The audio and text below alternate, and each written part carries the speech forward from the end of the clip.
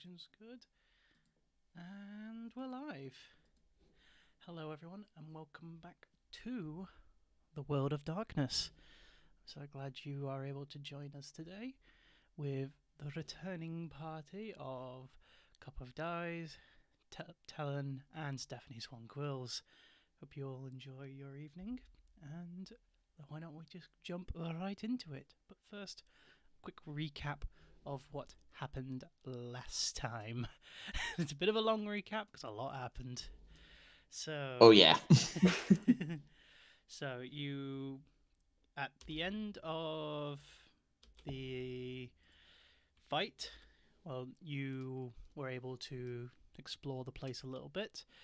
Talon and Esther were dragged off by Lady Armina, who was not pleased with her losses. Talon got a bit of the raw end of it that time. Diego was able to sneak around back into the changing rooms, and Stephanie was able to observe a new face who you haven't been able to identify a name for yet in the back room, where a youngish woman wearing a lab coat.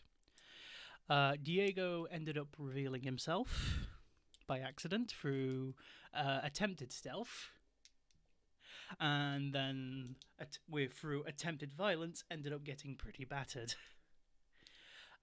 Luckily, Esther was able to stop him from being killed then and there, and you was able to break into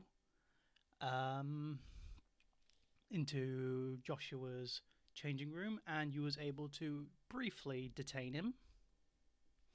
Talon, in a panic, or Charlie, sorry, collected Lady Armina to help try and get a little bit of extra firepower for diffusing the situation. Look, fortunately or unfortunately, Esther was able to through the assistance of Diego, was able to restrain Joshua and started draining him. However, that was before he was able to be fully killed. Armina interrupted because she was worried that Esther was going to commit delivery on the particular victim, being Joshua. Diego was occupied with the rescuing of Quincy, and unfortunately, due to a sheer amount of luck, the woman was able to grab Joshua grabbed Joshua and was able to escape with his barely alive body. Armina provided one of her willing donors to Quincy to help restore some of his strength as he was being eaten alive by Joshua. And Armina then left after kind of just touching a bit more base with the party. And that is where we left off. We were still in the corridor, and you guys were basically recuperating. It's about 3:30 in the evening at this point. The bleeding from Quincy has been at least tended to because Diego performing first aid. And at that point, you was basically about preparing to make your next move. So, does anyone want to take the floor? So we're still currently in the hallway? You're still in the hallway. Armina's just left, has just left you be, and the last thing that happened is Diego is still seeing to Quincy. Had I just finished up You would be patching him up? You would have stopped. You would have tied up the bleeding in his legs. You would probably be at this point. You're mostly you're trying to help. I think you was trying to help him feed, and I thought that was already done with. Well, she gave you a bit of help. She didn't wait the whole time. He's only had small bites, and that's it. No, I'm likely helping. Okay. So. Okay.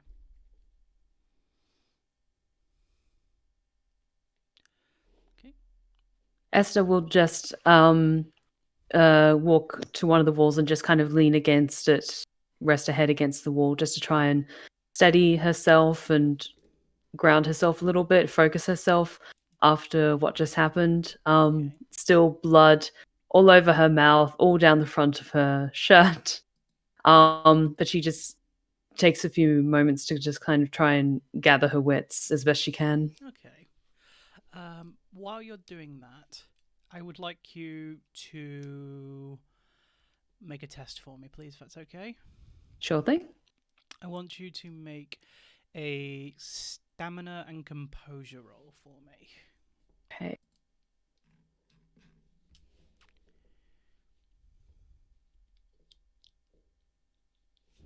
It's one success. One success, but you did roll a natural one on your hunger die. Oh, that's not good. That's 3 critical fails and a messy critical fail. Huzzah! We are going for a good start, aren't we? Here we go. I just want to check a wording 1 second, because this is, I think, our first actual critical fail. So just to make Buckle up, kids. Things are going to get weird. Oh yeah. Critical. I imagine it's under critical for success and this on the same page. So bloody da da da. Failures. Criticals. The result of getting 2 10s. Criticals.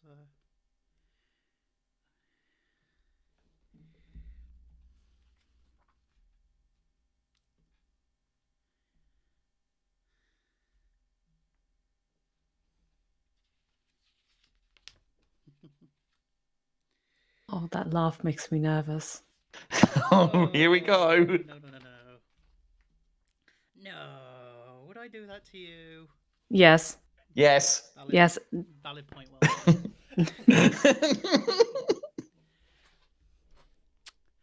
Esther.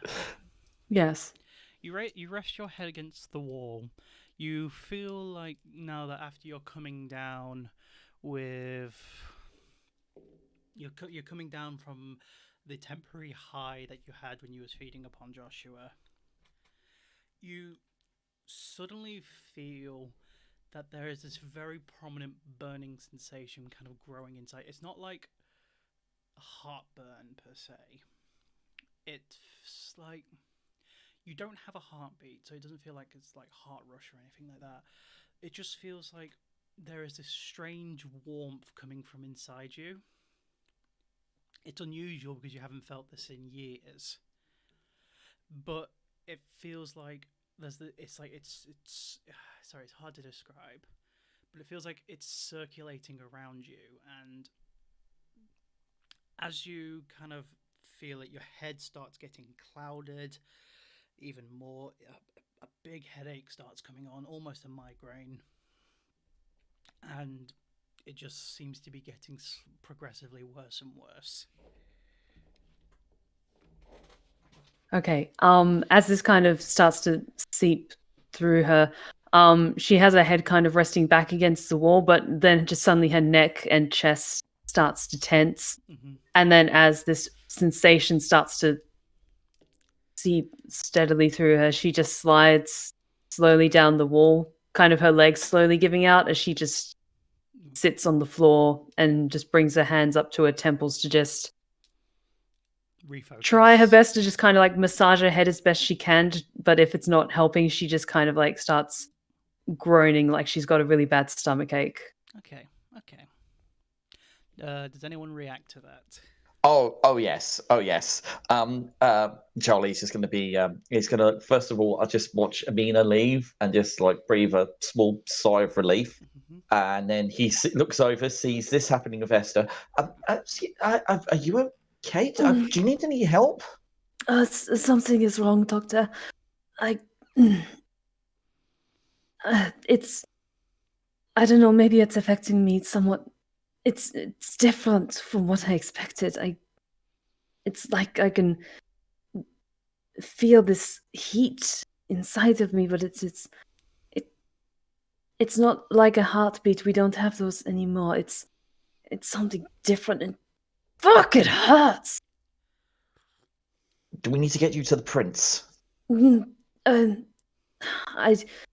I should be okay if we start to drive back into central London. I might be able to just work through this, but I think I should be fine. Okay. I'll see if I can get Diego. Also, I might need to check on his friend. He's not looking particularly great himself. Yes, go you see sure to going to be him. okay? Go Okay. see to him. Yeah, in which case I'm going to go straight over with Diego and Quincy. I've noticed that Diego has done some basic medical stuff to him just to like cauterize the bleeding, or at least try to stop him from bleeding more. Is there anything else I can do to help? As he steps closer to me, I am going to stop what I'm doing, turn to him, and try and knock him off his feet. I don't think you're going to have a very hard time with that. Okay. I guess make a strength and melee, because I imagine you're just going to strike him once. As soon as I knock him down, I'm going to put my foot on him. Okay, make it a strength and brawl test then.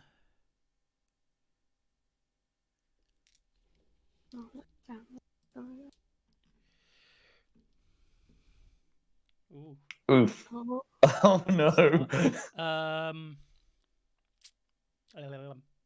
Charlie, make a dexterity and brawl save for me, please. So give me a minute. So brawl with Dex. Give me a minute. Dex. There it is. Submit. No modifier. Let's give this a go. Oh. That wasn't too bad. No, but he still knocks you down. Okay. I just don't suffer any more damage. That's all. Suffer any damage. He just knocks you down. Also, Duke, thank you for the subscription. It's much appreciated. Anyway, he knocks you down. You place your foot on his chest. It's more on his face, like on. Oh, okay. Yeah. Don't get closer. He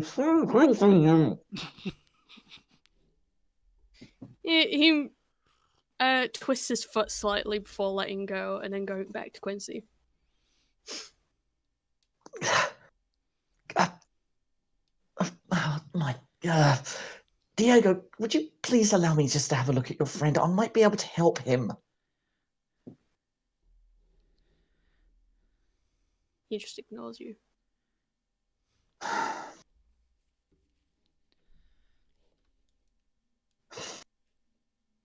Look, I'm not going to say I didn't deserve that.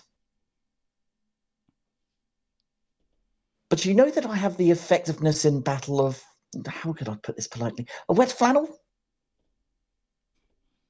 A coward?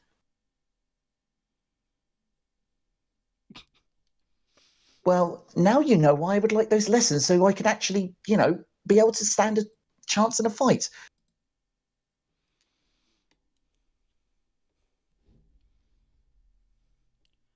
I'll leave, but and I'm just. Can I just have a glance at Quincy just to see if I can notice anything that might actually help? As you examine Quincy, you notice that Diego's done a very good job of actually tending to the wounds. You notice that you can tell he has some form of experience doing this, and has probably done it multiple times in the past.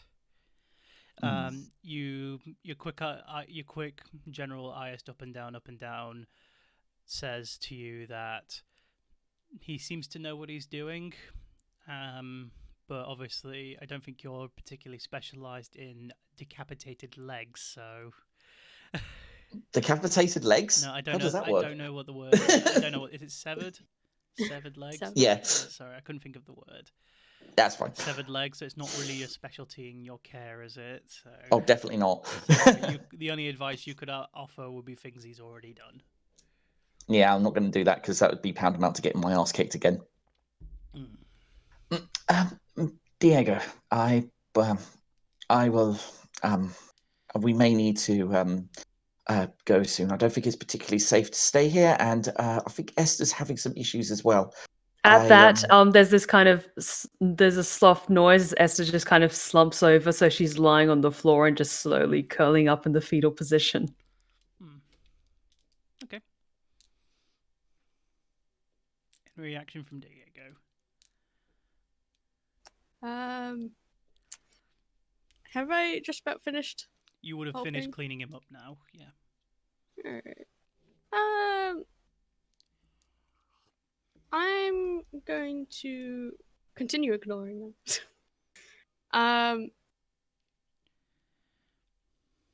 At the moment, he's just that if Diego. Oh, sorry. Sorry, what was? Is he still like awake-ish? He's kind of fading in and out of consciousness. He's quite in a delirious state right now. Theoretically, based on your experience, that's to be expected. He'll probably be fine, but you need to get him somewhere more comfortable. I plan on doing that. I want to try and get his attention first. Okay. You like snap your fingers, tap his face? Just lightly tap his face. His eyes make contact with you. Hey, it's me. Do you remember?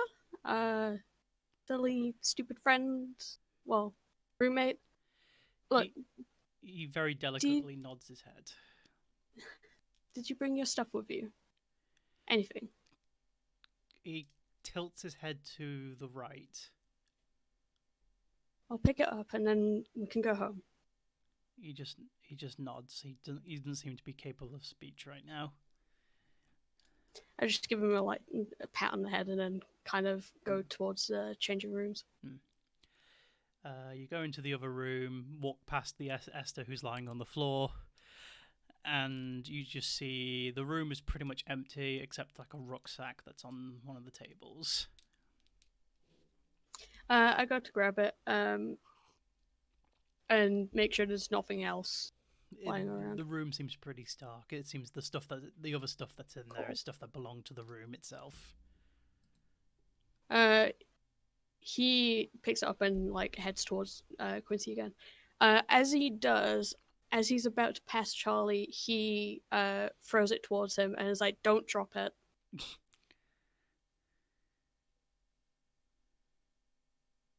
Talon? Hello? Sorry about that. How hard is Diego throwing it at me? Just a jovial pass? It's a little bit harder, but not too. So you probably take a step back because it's quite a heavy bag, but not enough to knock you down. Okay. In which case, I fling it over the shoulder and I head towards Esther to see if I can help her get out of the situation she's in. Has it gotten worse? It's maintaining a steadiness at the moment. It's not getting worse, but it's not getting better. She's just there, kind of just hugging her arms over her abdomen, kind of over her abdomen, chest. Just she's in a lot of physical pain, and you can just see from the tension in her neck that she's just trying to not make too much sound, but there's this just low kind of gurgling noise, like she's kind of groaning, but she's got blood in her mouth still. Yeah. Okay. Charlie? So with bag over one shoulder, I'll be trying to act as a support for Esther so that she could at least try and get her out of here, because I don't think I'm going to have this. I don't have the strength to lift her. I don't think. You will have. You're a vampire. You have the strength to lift her. Okay, in which case, if I have the strength to lift her, I will carry her out of here if she will let me. She will let you carry out because she's just kind of she's not okay at the moment, so she's not going to resist you carrying her. Okay. Esther, your legs feel a bit weak, but it's still enough to support. With the support of Charlie, you can still manage to walk. Okay. She does pull her coat tighter around her, so the front of her shirt is covered. Okay. So it's a little less obvious what happened. Diego, how are you going to manage Quincy then? I'm gonna try and carry him on my back, arm slacks over kinda your like a- shoulder, holding him up as much as you Yeah. can. Piggyback kind of style. Yeah. Okay. He grunts and groans as you pick him up. He's obviously in a lot of pain still, but he at least tries to help you carry him by kind of wrapping his arms as much around you, but you can tell there's weakness in the arms. We'll get back soon, don't worry. Okay. I'm guessing you lot are going through the back door. Yes. Oh yeah. Yep. Yeah, we're not going to walk. We're not going I to was walk gonna through say, the auditorium. I'm through definitely am. Them two can go wherever they want. Yeah, I'm not walking through the front door. Screw that noise. Okay.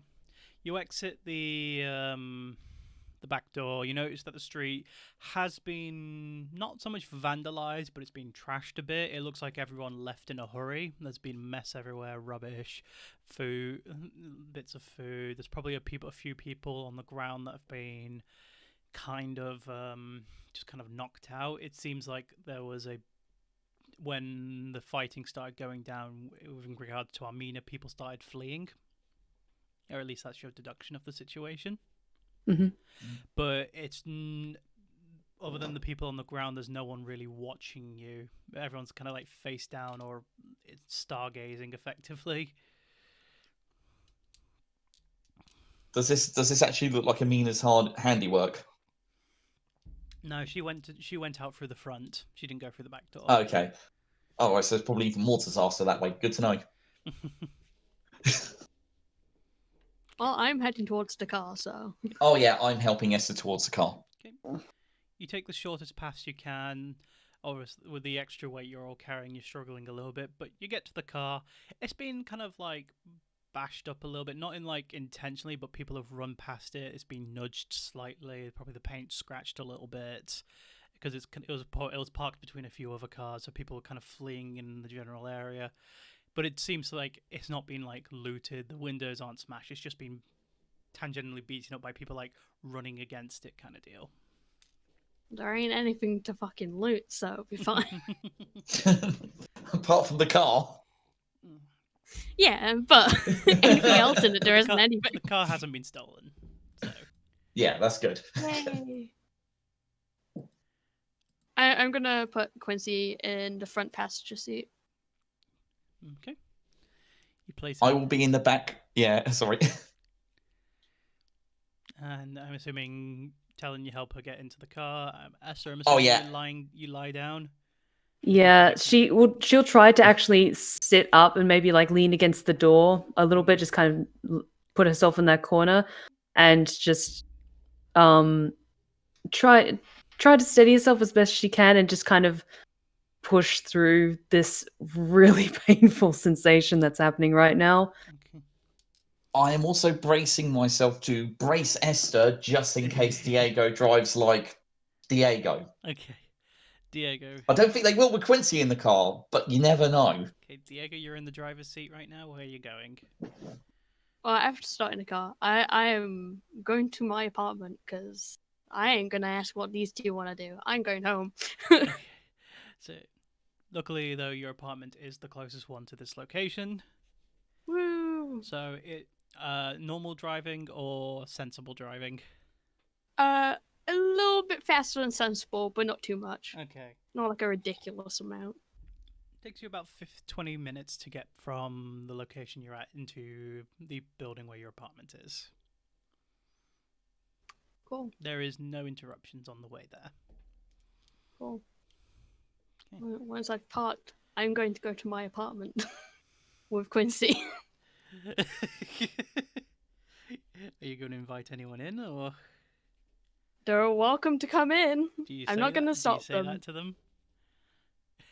He kind of just looks expectantly. Okay. Mostly because one of them currently has Quincy's rucksack. Not Yeah. leaving without it. Yeah, that's fair. That's fair. Do you take the hint? I take the hint, but before I go, Esther, are you going to be okay? Do you need anything? Oh, I'll stay for a short while and then it's late. The neighborhood that we're currently in, would it be possible to catch the attention of a a carriage or a driver or a taxi that would be able to take me back to my place? Seems to be quite 1920s. I'm thinking like 3 a.m. 1920s. Would there be any level of taxi or doesn't seem ride to for be. hire? Doesn't seem to be. Mouth. You can both come inside, and you can stay if you need to. He sounds kind of annoyed.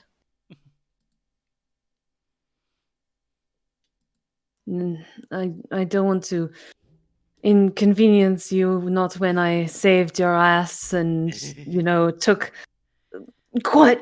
And she kind of like grimaces and like she's going to throw up with pain, but forces it down. I'll stay for a short while, but I should try and get back to my place. You're welcome, by the way. Thank you, but I currently have other priorities right now. She doesn't say anything, but her jaw tightens even more. She just nods and she'll go with Charlie if he's helping to support her. Charlie? Wait for him to unmute.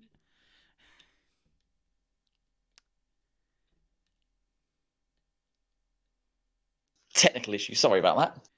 Yeah, I'm going to be helping Esther up and out of the car. And is Diego's like? Is it like an apartment? Is it ground floor? It's an apartment and it's a few floors up. Okay, yeah, I'll help Esther all the way up. Okay, climb up the stairs. It's a bit of a struggle for the duo, the Esther and Charlie duo. Diego's got enough energy in him to kind of get him up there, no issue. And I'm you go to your door. You let everyone in. Yeah. Your apartment for once hasn't been invaded. Yeah, because one of the current people that does is in my hands. Okay.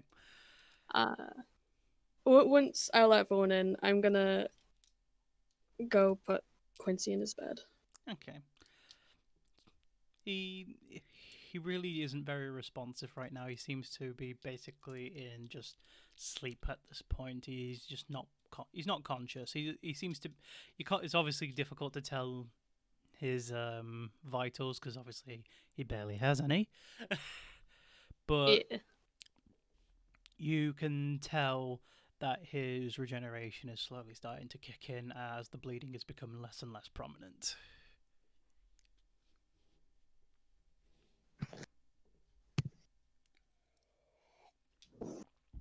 What are you two doing then? Since I've let you in, I'm just gonna let you do whatever now at this point. Charlie, I might ask a favor from you. Certainly, Esther. Anything you are. What do you need? You seem to be one of quite comfortable means. Do you have perhaps an assistant, a servant who would be able to collect you and I? I don't want to take too much of your time. She looks at Diego. This is actually a question I'm going to need to ask to the game master, actually. Scarlett, is there anybody at the Institute I would be able to call on at short notice? I mean, you could always try calling the secretary. I mean, I could, but it is very late in the morning. Yeah, the Institute works day and night for research sake. Yeah, they have split shifts. Yeah, certainly I can try and get in contact with the Institute and see if we can get ourselves a lift to somewhere. I can just say that someone is in need of help. Diego, you don't happen to have a phone nearby, would you? Do I look rich to you? Look, go clean up. I have some spare clothes in my wardrobe you can borrow. Esther looks down at the blood on the front of her shirt. It's fine. I'm very. Don't. It's fine. Just do what you need to do. She nods and she'll go over. She'll kind of like, is the pain still good there, or is it starting to dull a little bit? It's still there, but you're getting used to it. Okay. She'll nod over at Charlie, just say that she can kind of keep walk on her own for a little bit. She'll just stagger over to wherever like a bathroom is, and then try and like clean herself up a bit. Yeah.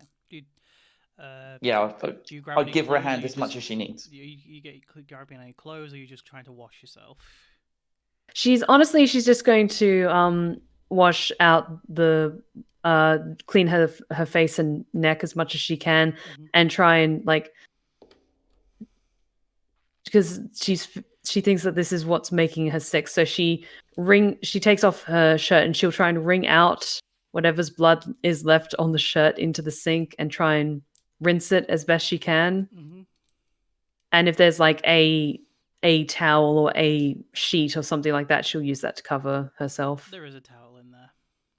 Yeah, she'll just have that, and she just sits on the bath for a bit and just tries to, again, just try and push down or like work through whatever it is that's happening. And she's trying to figure out, okay, what's happening, because this has never happened to her before.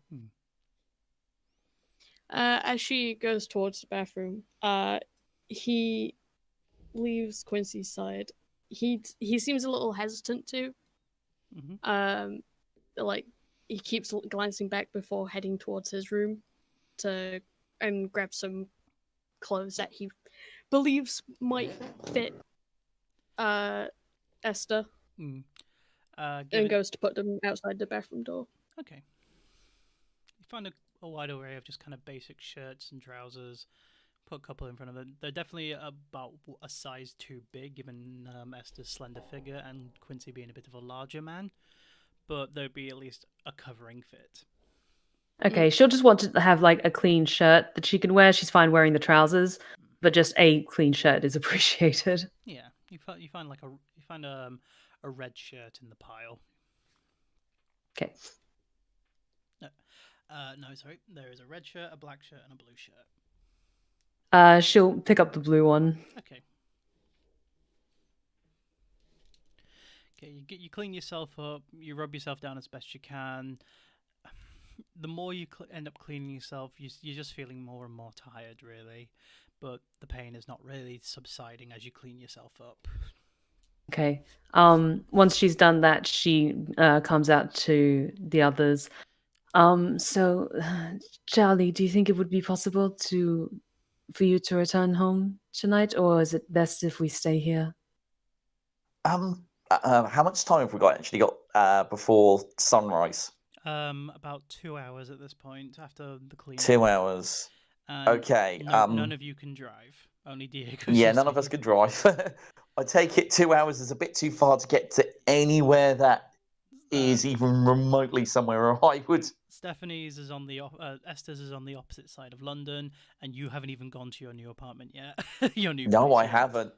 I haven't even gone to my new house yet. Unfortunately, everywhere that. If you want my advice, realistically, within the states that you find yourselves in, you'll have a very difficult time making it back to your domains before sunrise.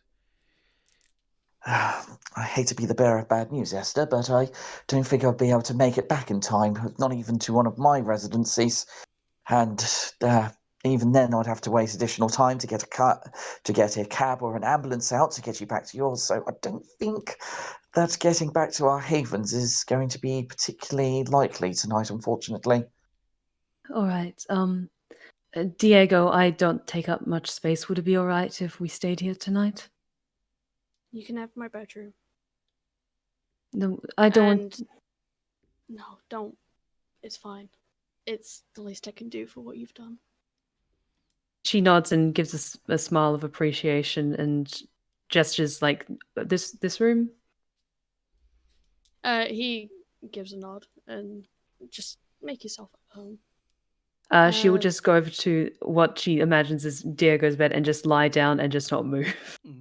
Just curl up again. Charles, do you do anything? It's probably going to be like a 5-10 minute awkward silence. Well, he's going to go make himself a cup of tea, so Yeah. Not to drink. He's just gonna make himself one. What force habit? A little bit. It's kind of if you could ask him about it.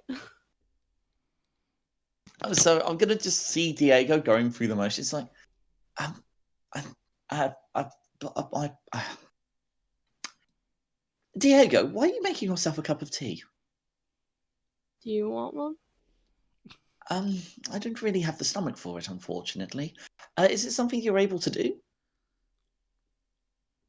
Make a cup of tea, of course. No, I meant. Never mind. My apologies. I mean, drink it. I can if I want to, but it's more for my nerves. Routine. I understand entirely.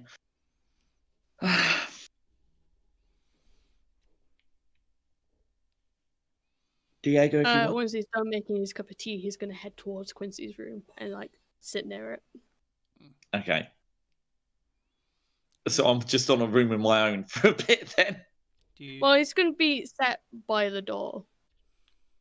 Okay. And Esther hasn't closed the door to Diego's room behind her. She's just kind of left that open a bit. Okay.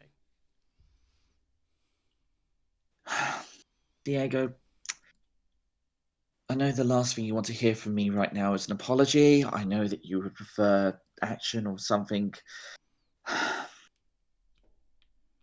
don't have the words.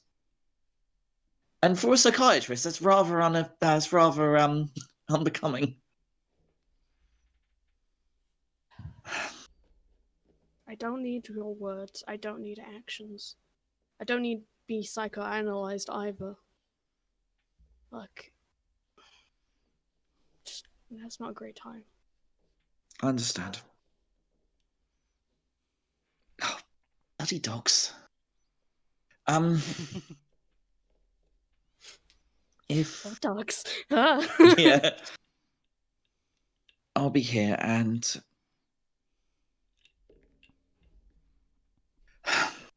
if you need anything, just ask. I know that I'm not the most useful person in the universe, but the offer's there at least. And I'm just going to go onto a chair, and I'm going to try to. I'm probably going to do that weird thing that people do when they like, although they just like try and stay awake as long as possible. They just crash out where they're sitting. Okay. Yeah, so I'll probably have a horrible crick in the neck or something in the morning if that happens. Yeah, that's fair. You try and stay awake, but due to exhaustion, you just kind of go out pretty quickly. Yeah, because I've got like 3 points of superficial, apparently, according to my stat sheet. Yeah, that sounds about right. So Yeah. you pretty much start, and you need to start recovering, so the sleep helps. Any last things from Diego, or are you just going to try and stay up as long as you can? Likely gonna stay up as long as I can. Once the tea goes cold, he'll put it in the kitchen and then actually go sit next to Quincy's side. You're able to stay up till about 5 in the morning, but by that point you're just completely beat down and you just fall asleep in the chair next to the bed. I'm actually not gonna bother with a chair. I'm gonna sit on the floor. Okay, fair enough. You just fall asleep on the floor. Okay. Then, as the day passes, Esther. There is one thing, since I was prompted, she is probably awake for quite a while. She's feeling pretty tired, but just trying to ease through what she's experiencing. She does sob for a bit as she thinks about the face that she saw that night, even though it wasn't actually them. And she just lets those deeply, deeply conflicted emotions just kind of wash over her as she just kind of brings her knees into her chest and sobs for a bit before she eventually passes out. Okay. During your rest, could you please make me a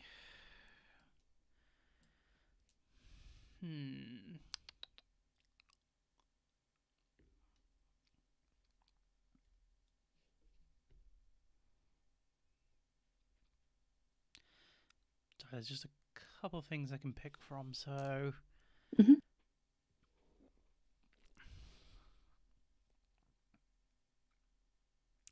I want an awareness and composure test from you. Okay. Awareness and composure. But I would like you to do it with one less dice. Okay.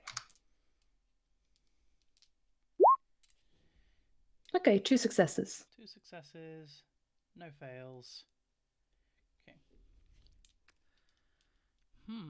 Interesting.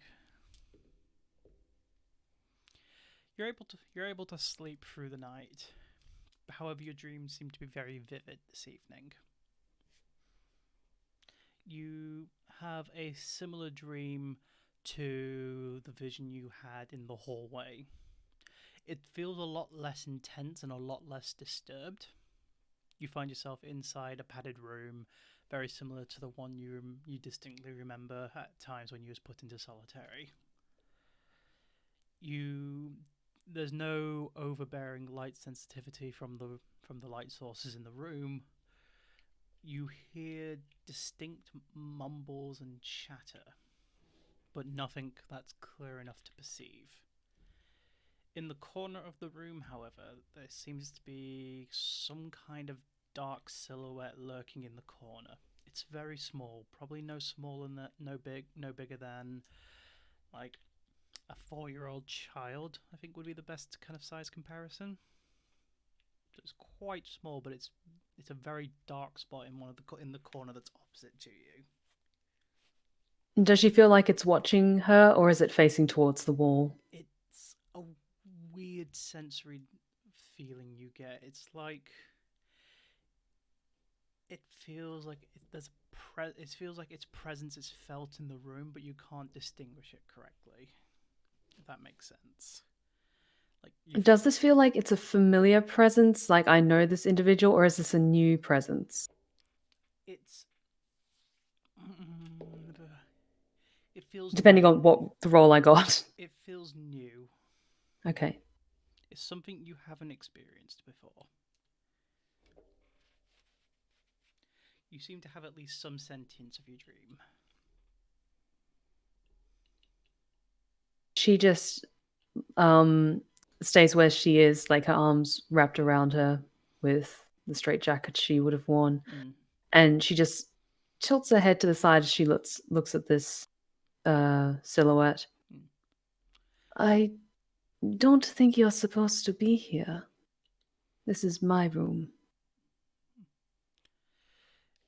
You just hear a kind of very distorted muffled back going, "It's our room."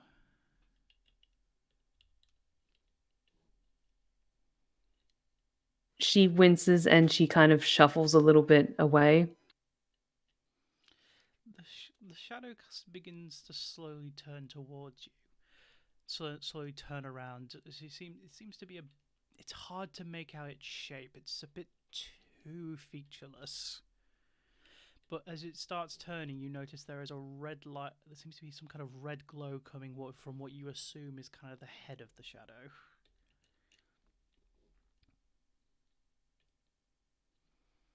I already have enough in my head for now. I hope you're not here to stay. We shall see. And on that response, you wake up, and it is the next evening. The burning feeling is gone. You feel ache and pains, but it's nowhere near as bad as it was, and the migraine is pretty much close to faded. It's just that lingering presence of it being there. Everyone else would be awake at this point.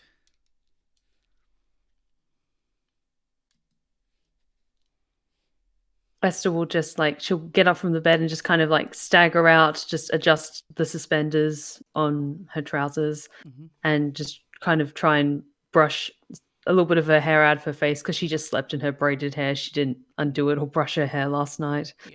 So she just kind of staggers, and then she has a moment of panic when she looks around in an unfamiliar room, and she's quiet for maybe 2 full minutes, just trying to assess if she's actually here, or if she's just something's wrong with what she's saying. No, as you kind of wake up more and more, the memories of last night kind of seep back into your head, and this place, you do recognize that this is Diego's flat. She looks over at the others. Bonsoir. Thank you again, Diego.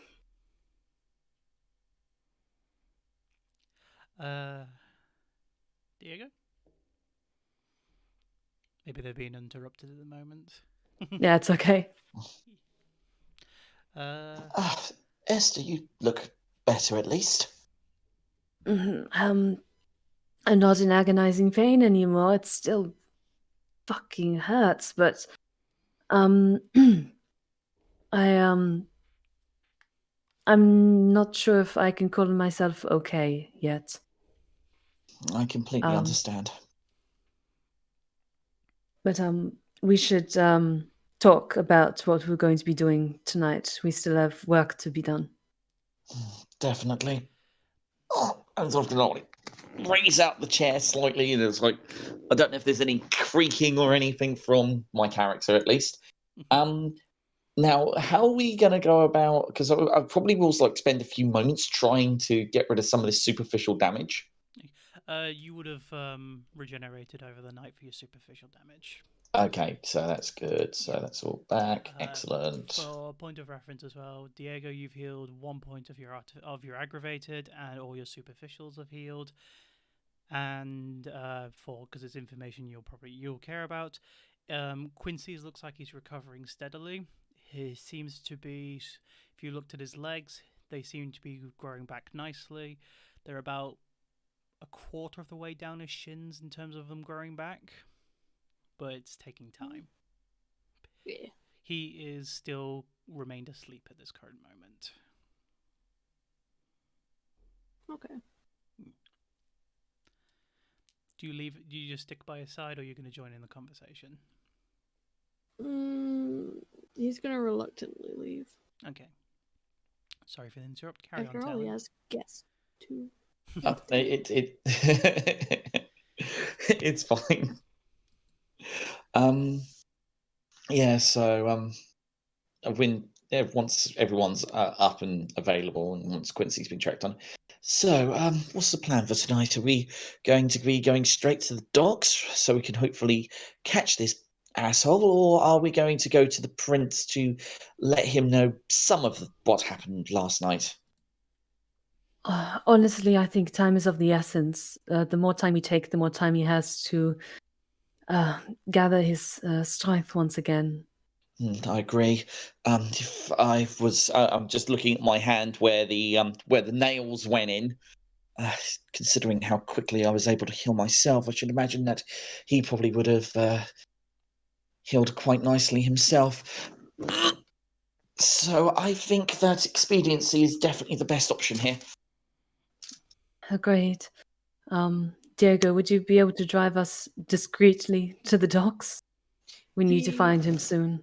He turns away from Quincy to look at you. He kind of seems a little bit dazed, but nods. Another question, because I realized I hadn't armed myself in any sense before heading out last night. Do you have like anything small, like a pair of scissors, something that I could hide discreetly? Scissors. On that, I would assume I automatically picked up the trench knife. you would have done that. I know what you're like. Yes, because I doubt Diego would have left But that. just on that, Diego, you hear a groan coming from the room behind you. Diego. He turns and goes towards it. Are you okay? Are you going after Joshua?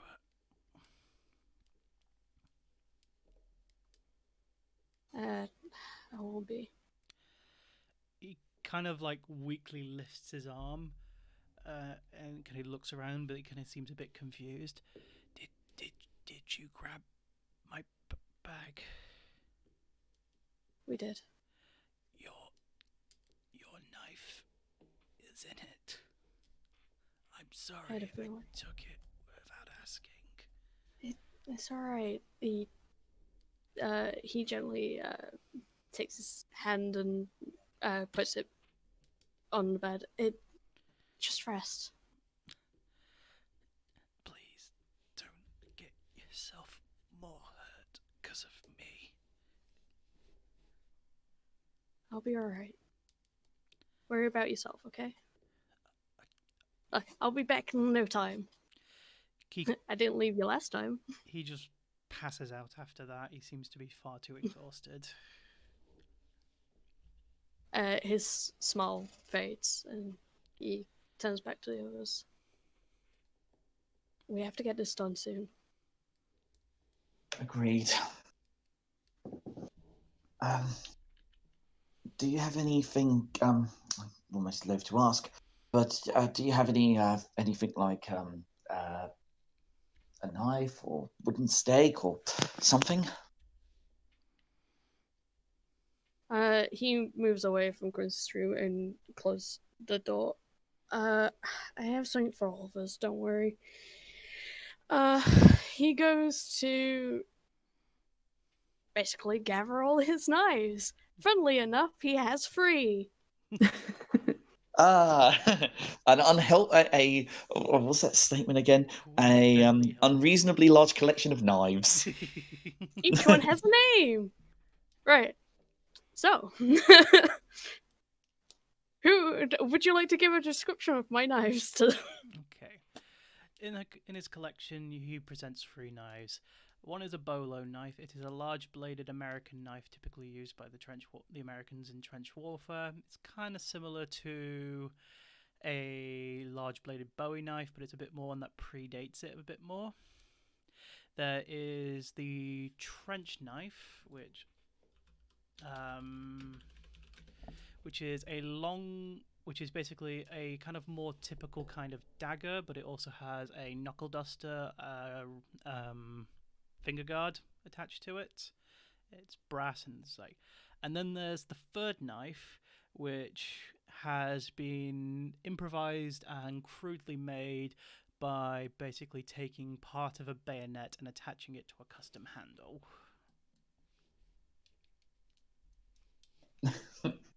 Resist bayonets for days. Right, okay. Take your pick.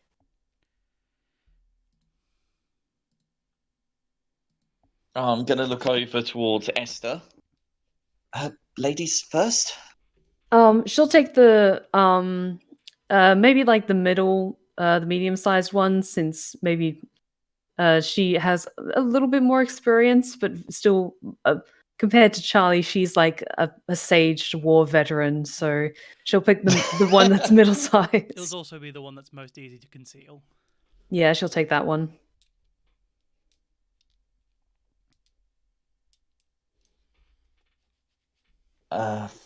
I guess I'll take the easiest one to use, which is probably going to be the hardest one to conceal. The bolo knife would be the largest. Um, So I kind Yeah, of gave probably, a yeah. slightly wrong description. It's kind of more like a machete. It's more closer to a machete than a knife, really. Americans.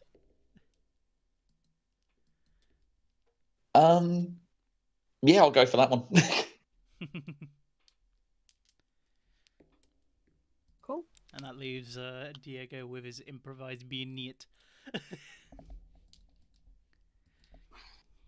Okay. Cool. I should probably go clean up because I haven't cleaned up yet. That might be good. You quickly brush yourself down and wash yourself up. Imagine you change your clothes a little bit. Yeah. And get yourself tidied up, ready for the night. It is... I will just say the previous night she would have hung her shirt like over the curtain rail in the shower or bathtub or whatever, just so that can dry out. So she'll change back into her shirt. It might still be slightly damp, but she'll still change into that, and then she'll leave the blue shirt folded on the bed that she slept in. Yeah, the shirt would have dried over the day, but it is stained red. It's pink. It's It's pink, darling. Okay, so it's slightly darker red in patches. It looks like an aesthetic. It looks like a fashion choice. Okay, perfect. She's French. She can pull it off. So she just puts that on. She has her coat over the top of it. She just pulls the coat a bit more closer around her, so it's covered a bit. Okay. You are welcome to keep the clothes. I appreciate that, but no, I'm fine with my own clothes. I feel more comfortable in them anyway. No As offense. you wish. Charles, do you do anything in prep, or you? I'm probably just looking at the knife, gulping, trying to find some way of hiding it, realizing it's really difficult. Just like awkwardly looking around with this knife for some way of concealing this thing. The only way you're concealing it is inside your coat pocket, and it was going to be awkward to pull it out. He'll roll his eyes and offer to trade.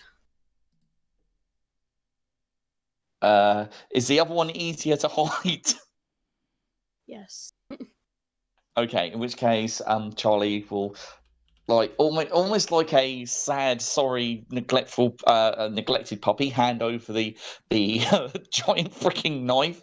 Take the other one. And say, thank you, Diego. Just don't poke your own eyes out. Oh dear. I'm pretty bad, but I don't think I'm that awful. Well, we don't have time to give you training. It's fine. Things happen rather quickly. Where is he? Since you seem to know. Yes, and I relay the information that I got last night about where in the docks they would be from those other people that were looking to find him.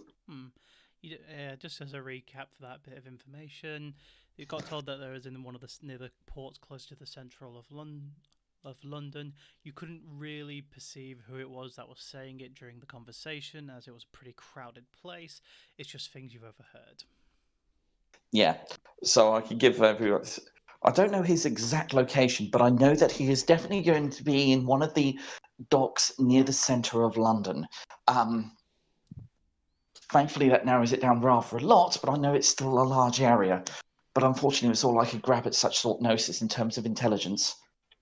Well, at least gives us an idea of where he'll be heading to, whether he's staying in the docks or he perhaps has a safe house there of some sort. It's a starting point. I'm sorry I couldn't be of any more use. It's fine. Make do with what we've got. I just thought I'd share the names of the knives.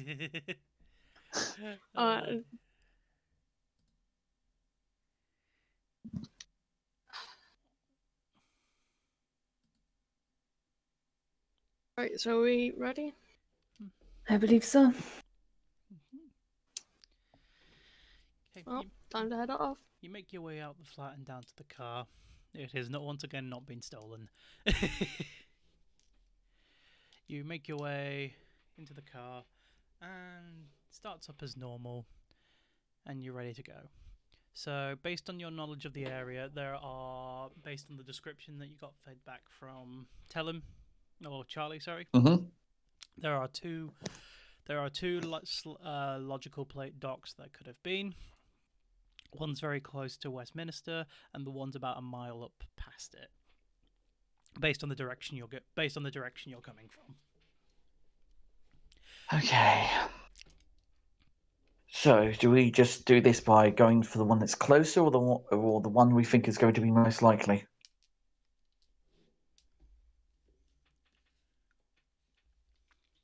I think the one that's a higher chance of it being likely. Sorry, Diego, I interrupted you. It would be quick to go to the one nearest to us, but there's a higher chance that he's not there, so we'll waste more time. Mm. So best going to the one he's most likely at. So you're Okay. wanting to go to the further one. Yep. Okay, you make your drive down. You make your drive down from your apartment to the dock, to the River Thames, and then to the dockyards. You drive past the first one on your way there.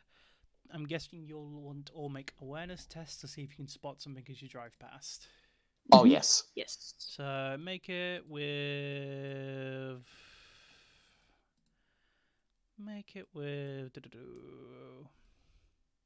Awareness and wits. Awareness and wits. Yeah. I see nothing. Okay. Oh god, your rolls are not going well tonight. That's a 1, so you overall don't pass. Charles gets a hungry dice success, and Diego gets 2 regular successes. Charlie, you seem to have a bit of a hard time perceiving anything. You're kind of a bit stressed out. I wonder why. And you're not really focusing as much as you really should be. Diego, despite being the driver, you notice that as you drive past the gate, it's been shredded open. The chain link fence has been more or less destroyed. The padlock and chain holding it has been done, and the gate is slightly ajar. I'll slow down a bit. Does it seem to be like anyone else nearby? Does it just seem to be empty? It's pretty empty. This place will be busy during the day, but it's pretty empty at night. That seems a little bit suspicious. I'm assuming you relay what you spot to Yeah. the others. As an explanation why I'm slowing. Yeah. Any comments? I can go in and scout ahead, unseen. Quick scout won't hurt. All right, and then the rest of you stay out of sight. And Esther will unseen passage. Okay. So that does require a hunger check. Your rouse. Yeah, rouse check. Do I notice anybody on the outside of this building? Is anyone just loitering around or anything like that? You don't detect. Mainly, anything. I'm looking for. You don't detect Okay. anything. Because I do get I'm going to hungrier. You do get Yeah. hungry, yes. You don't detect it. You don't spot anyone. If you're just using natural eyesight or supernatural eyesight, you don't spot anything. Oh, I'm probably going to. Yeah, actually, I'll probably have to do that because I'm going to be looking out for those people I spotted the other night. Mm-hmm. And I'm going to pop. Give me a moment. Where's my stuff? There we go. I'm going to use heightened senses. Okay. And I'm going to see. Hang on, that's right. The one there I need to roll. You succeed your rouse, so you don't get hungry. Yeah. And although I should have just done it with that first. Sorry. It's fine. You still need to rouse it. Same result. So you focus. You stomach your mind, and you kind of focus delicately into the area. You kind of get like a whoosh of information and sensory as you kind of have. This comes to be like the most you've pushed your heightened senses for a while, it seems. You examine the area, and you're picking out just the tiniest sounds, the tiniest movements, the tiniest flickers of light. I just need to do some things real quick. One moment. Ooh, very interesting. Sorry, I'm just thinking how to word this. Okay. As you're looking around, you're inspecting, but I'm assuming you're being very diligent. You're basically inspecting like every spot you can see, and you're looking for any information whatsoever. Yeah, I'm looking for all the information. I'm keeping my ears out for anything that I can potentially hear. I'll probably even hear the odd rat or two underneath the car. Okay. So, what you see is a few things. First, as you look at the ground, you notice that an effort has been made to clean up something, but the ground appears to have places where it's stained. As you deep in more, it definitely looks like it's more of a blood trail than like oil or kind of liquids or anything like that. It's very minute, but you're able to just pick it up from the mess on the ground.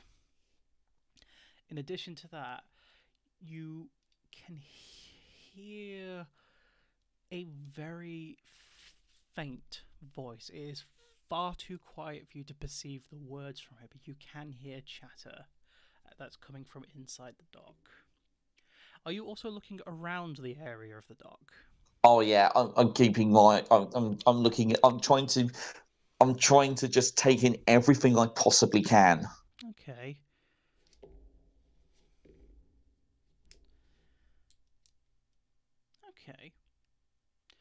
As you look around the area, you notice that on one of the larger buildings that's overlooking the dock, it's about 100 meters away. If you basically looked a second later, you probably would have missed it, but you feel that you could have picked out two silhouettes stood on top of a building. We're not alone here. Do you think it's them? I have no idea. I just saw their silhouettes for like a split second, and after that, they faded away into the darkness. I don't know if they're like us but it definitely seems like either we're about to have a little bit more company than we anticipated, or we may have some unspoken allies. Do you want me to move in closer so I can see if I can spot them? I have literally no idea. And I've also noticed something else. Just outside there, and I'm just going to point to the floor just outside the car through the windscreen. There appears to be some evidence down there. I think it's blood. Seems like someone's tried to clean it up, though, but there definitely seems to be something down there. This is sounding more and more like the place that he was dragged off to after last night's events. I think so as well. I can also hear muttering from inside of the dock. It's too faint. I can't pick out any of the words. Scarlett, do I recognise any of the voices? It's far too distorted going through what you assume is too many okay. walls and too many adjacent sounds in the area for it to really be discernible. You can tell it's there, but you can't pick it out. Right.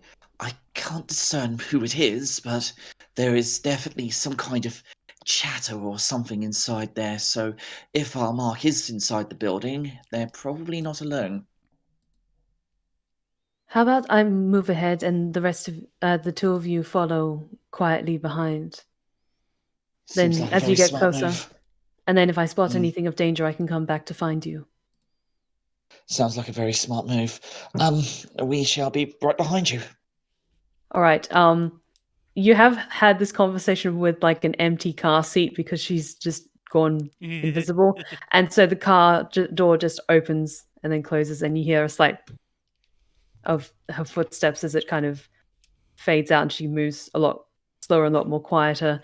She just has her hands in the pockets of her coat, but she does have the knife in her right pocket, and she's holding it. I'm just going to turn to Diego. I don't think I'll ever get used to that.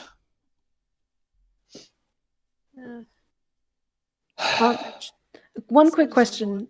Oh, go ahead. Sorry. I'm assuming we were getting out of the car. Yeah. So. Oh, yeah. Did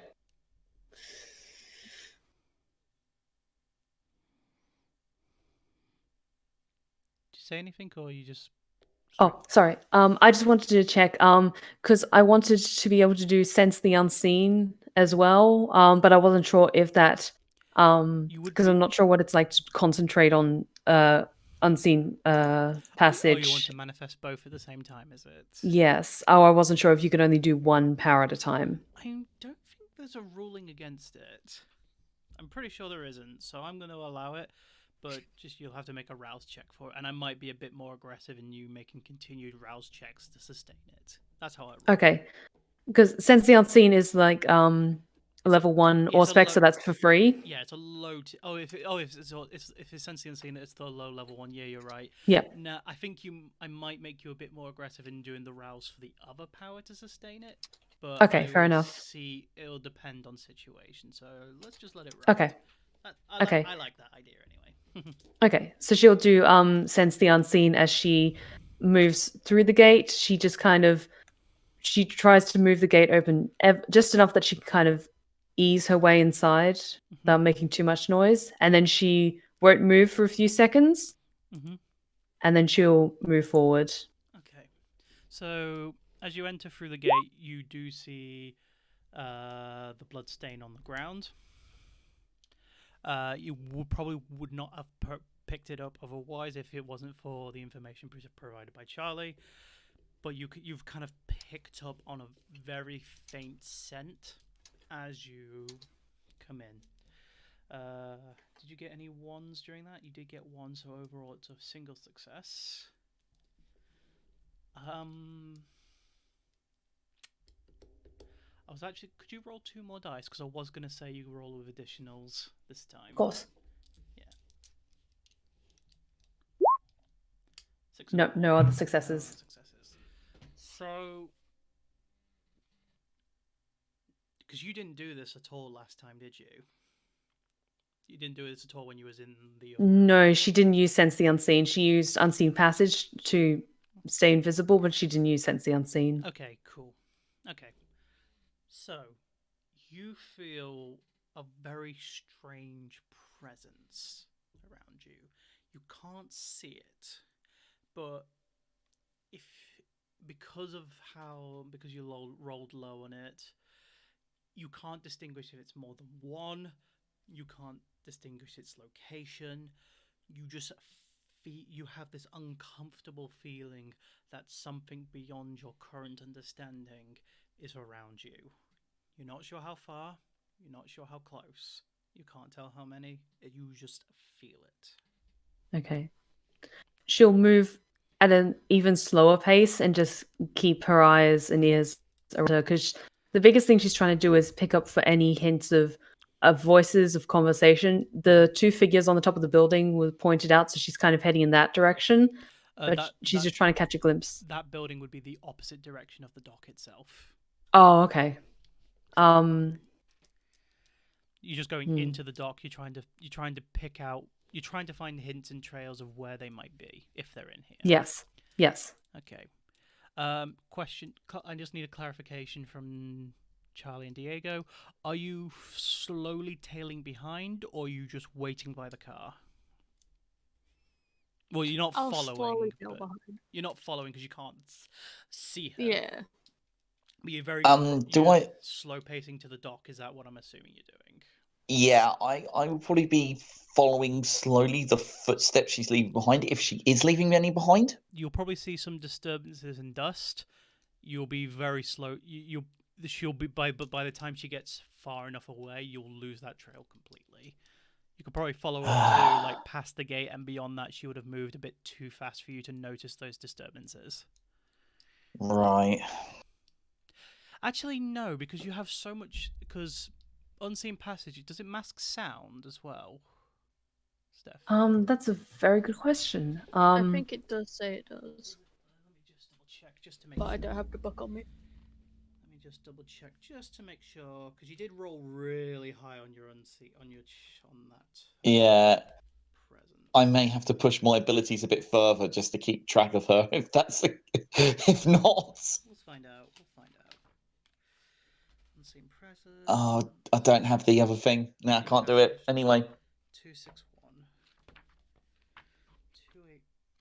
Does it mask sound? Unseen passage. Now move around while staying hidden. As long as the user emits no overpowering odors and no sound louder than a whisper, this power automatically works. And if the user has the attention drawn to the user, they can make a detection roll. Sense the unseen. Aspect can detect the hidden vampire. No. As long as you're being subtle about your movement, you wouldn't be making enough sound for it to be relevant. Okay. Okay, so you wouldn't be able to detect her footsteps, Talon. Damn it. Oh well. I will try to follow at a fairly a fair distance, but I'll probably misjudge it and lose her. Yeah, by the time you get to the gate, you would lose all sense of where she would have been. Right. In which case, after that happens, I've just turned to Diego and like, I appear to have lost her. Well, we can keep moving at our own pace.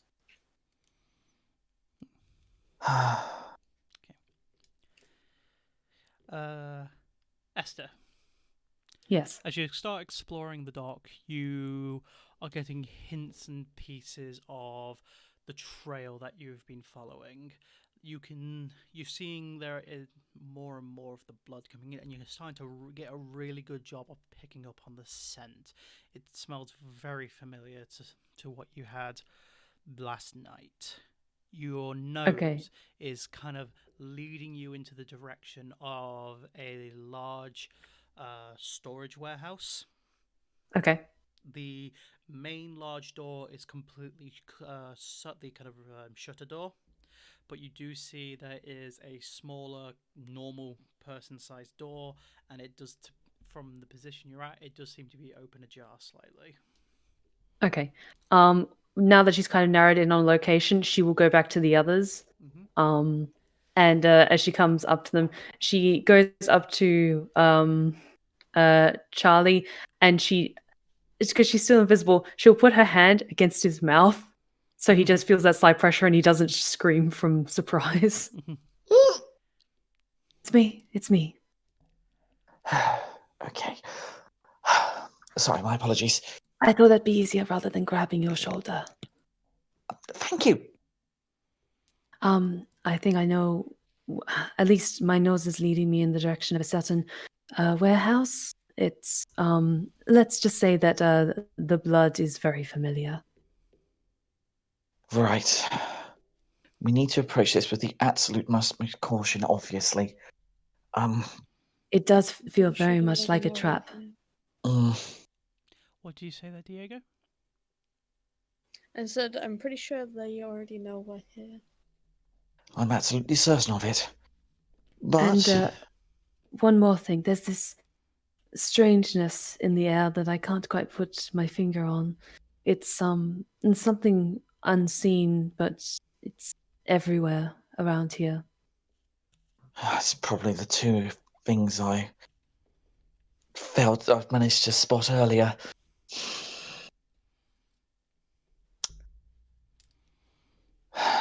Well, how do you think we should proceed?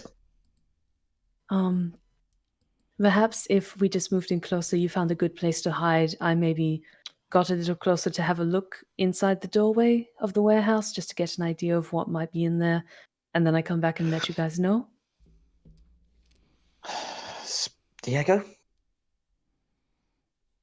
Sounds like a plan, but let's not waste too much time. Agreed. Let's go. Okay. And she'll make a point of kind of pivoting her foot in the ground a little bit so they can kind of just keep track of like the upkick of dust. Yeah. She's trying not to make sound, but just kind of like twist her foot so there's like a little bit of a puff of dust that they can follow. There's enough crap on the floor that if you're being very intentional, that you can leave an intentional trail behind you.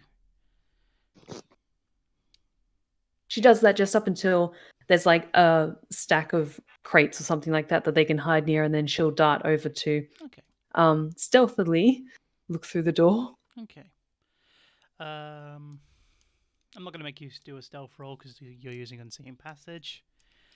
As you get close to the door, you start picking up on the chatter that Charles mentioned. At this point, it's a bit too indistinguishable for you to perceive properly. Mm-hmm. But you definitely hear that there is some talking going on. Okay. It's very hard to fully perceive. Can she pick up how many voices? Make an awareness test for me using composure.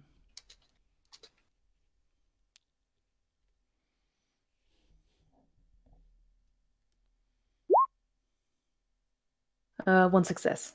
2 critical fails on the hunger roll. Mm-hmm. You can't distinguish how many voices there are.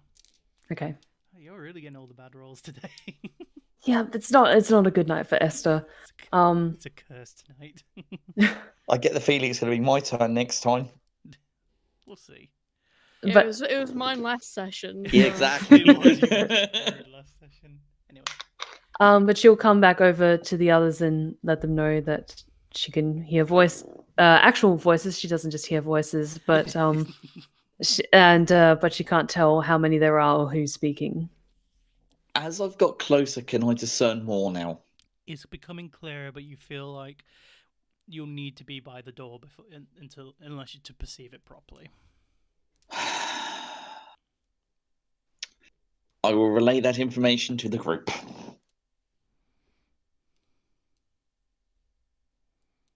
Let's go then. Because if we need to get closer, we might as well get closer. Okay. I'm assuming on that the party goes to the door. Yep. Oh, yeah. Okay. As you get closer and closer, telling Charlie, the voice, the chitter chatter becomes a lot more tangible to your head, and you start perceiving things.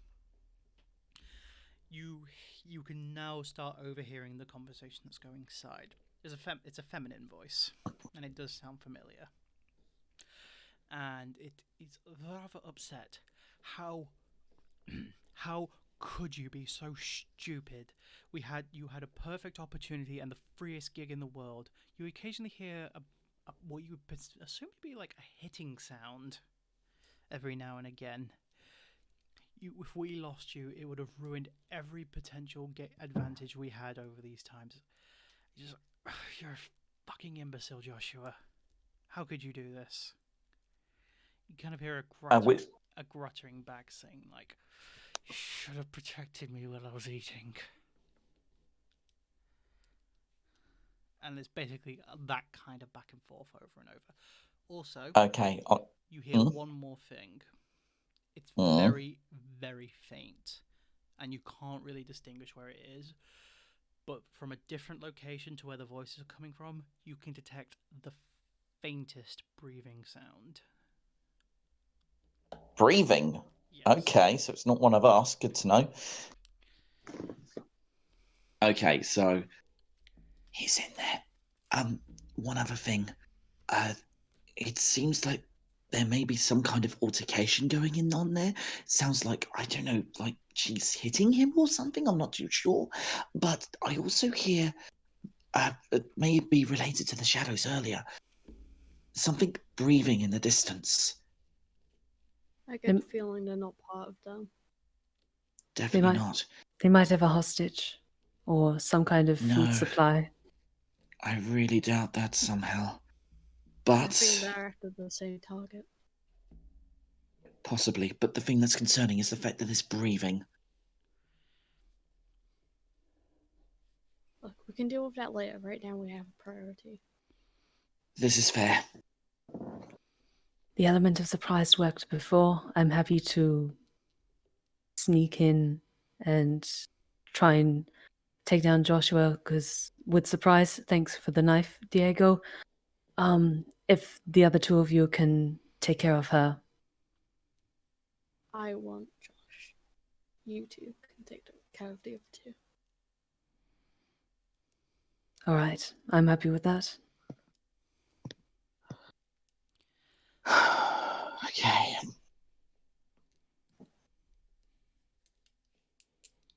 I guess we should do this then. The moment that Esther makes her strike, that's when we should act as well. Not stupid.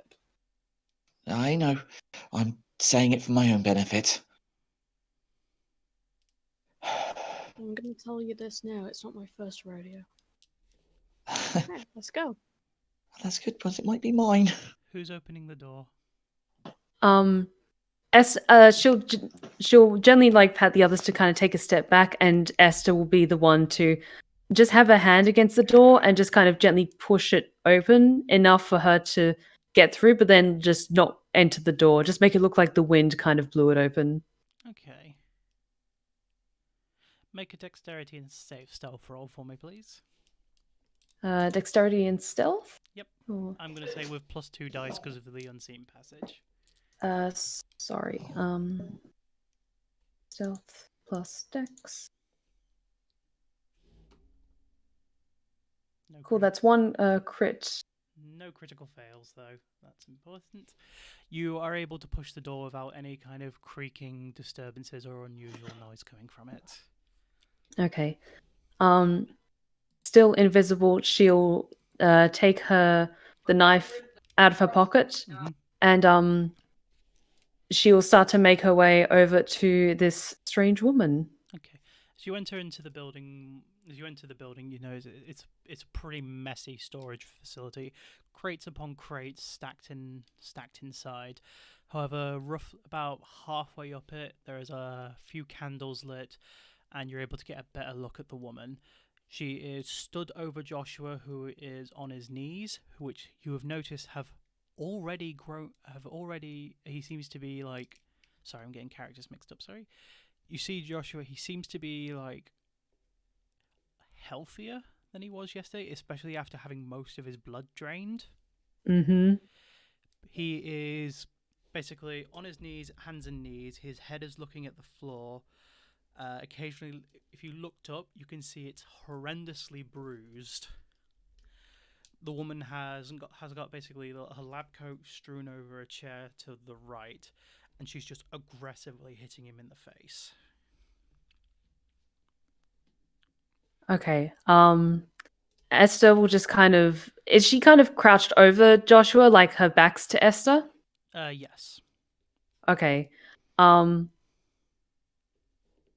She will just move forward as quietly as she can and just have the knife clutched in her hand.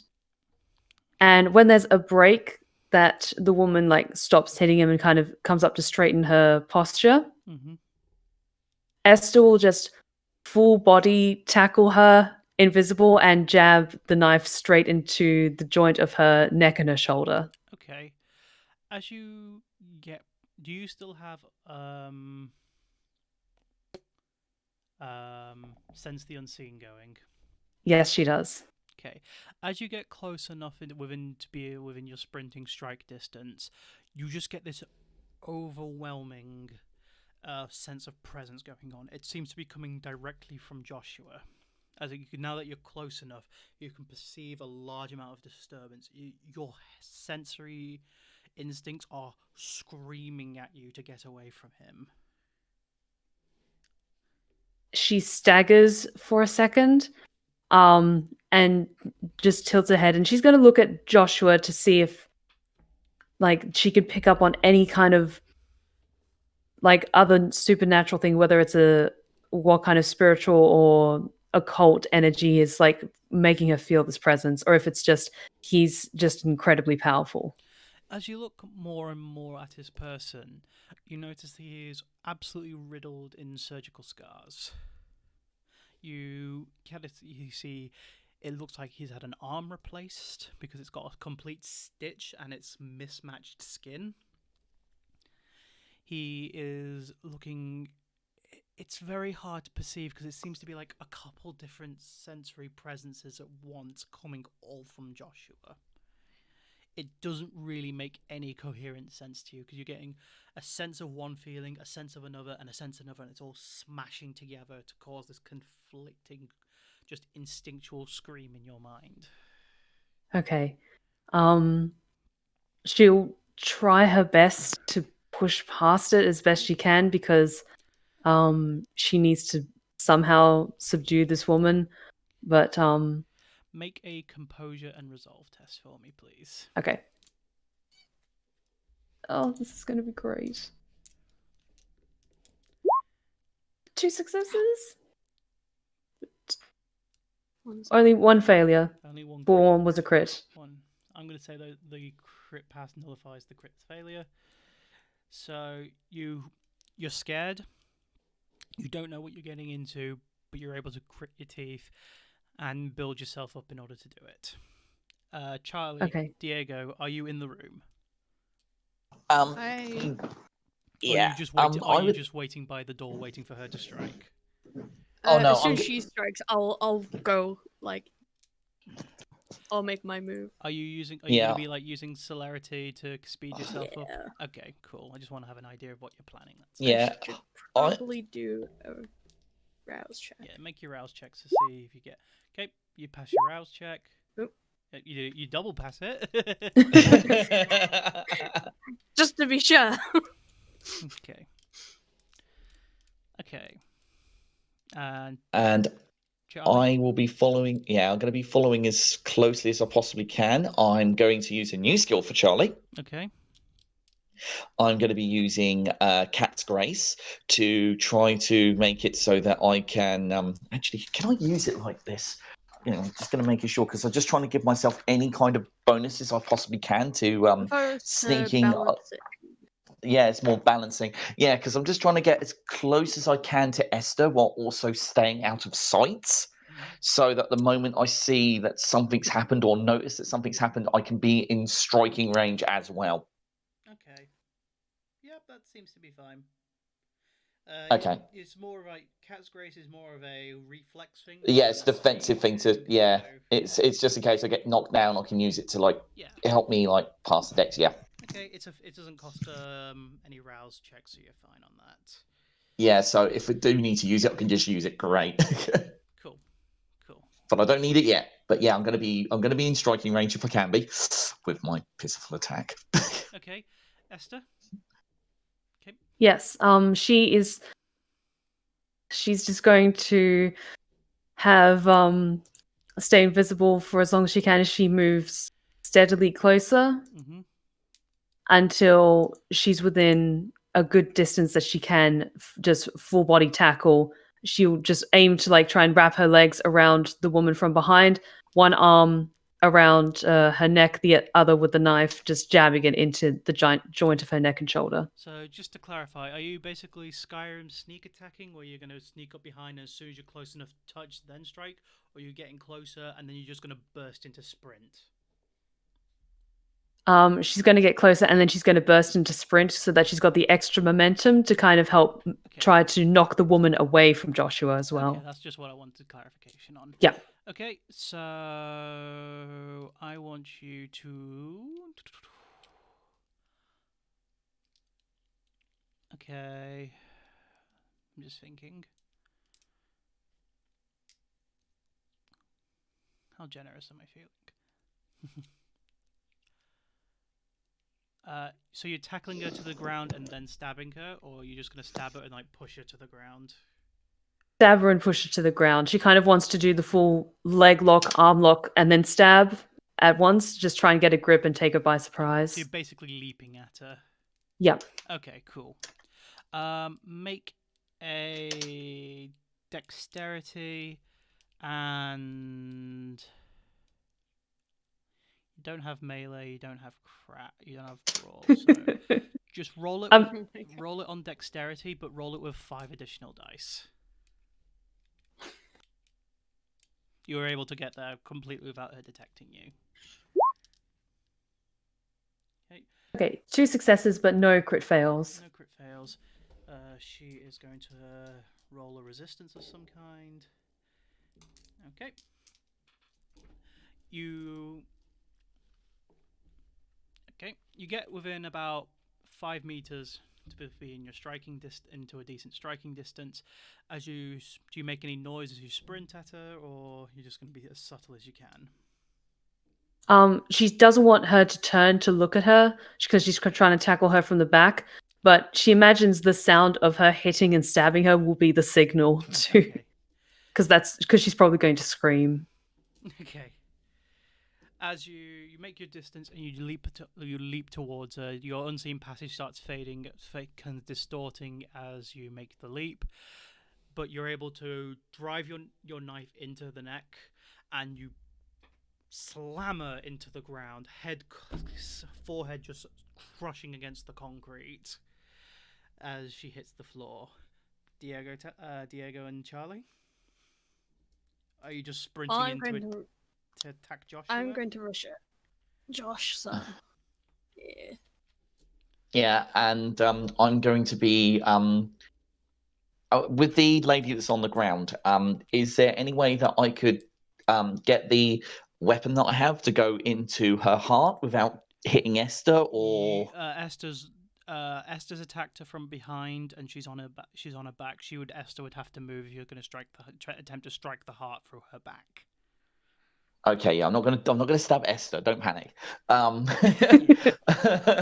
best you'll be able to do is you basically will be able to run alongside her and like stab her in the head or something like that. But yeah, in which case, but you yeah, have a very in which hard case, time getting a decent strike in because Esther is covering her at the moment. yeah, I'm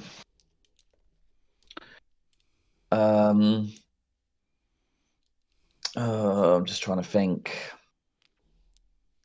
I'm gonna take it on doing this the same time as Diego. Well, Diego will be going a lot faster than you, but you'll be Yeah, so let's do Diego's first because they'll be yeah. You'll be acting yeah. at the same time. Okay. So, yeah, because Diego's going to be faster. So okay, Diego, what's your plan of action? I want to pin him to the ground, but I want him on his back. Okay. So you're basically gonna kick him over. You're gonna and then jump. Honestly, with the speed you're going, wouldn't you just rugby tackle him effectively? Because he's on his knees.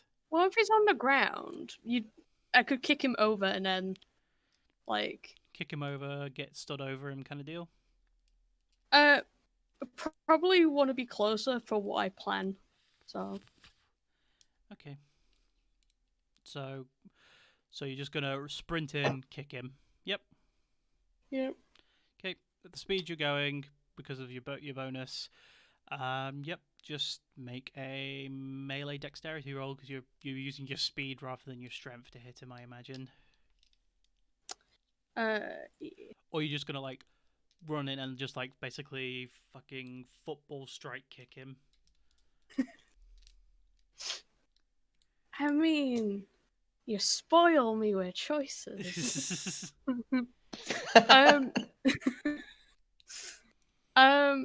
I just want to kick him over so I can. Okay, use it with melee. Like, just use melee and strength then.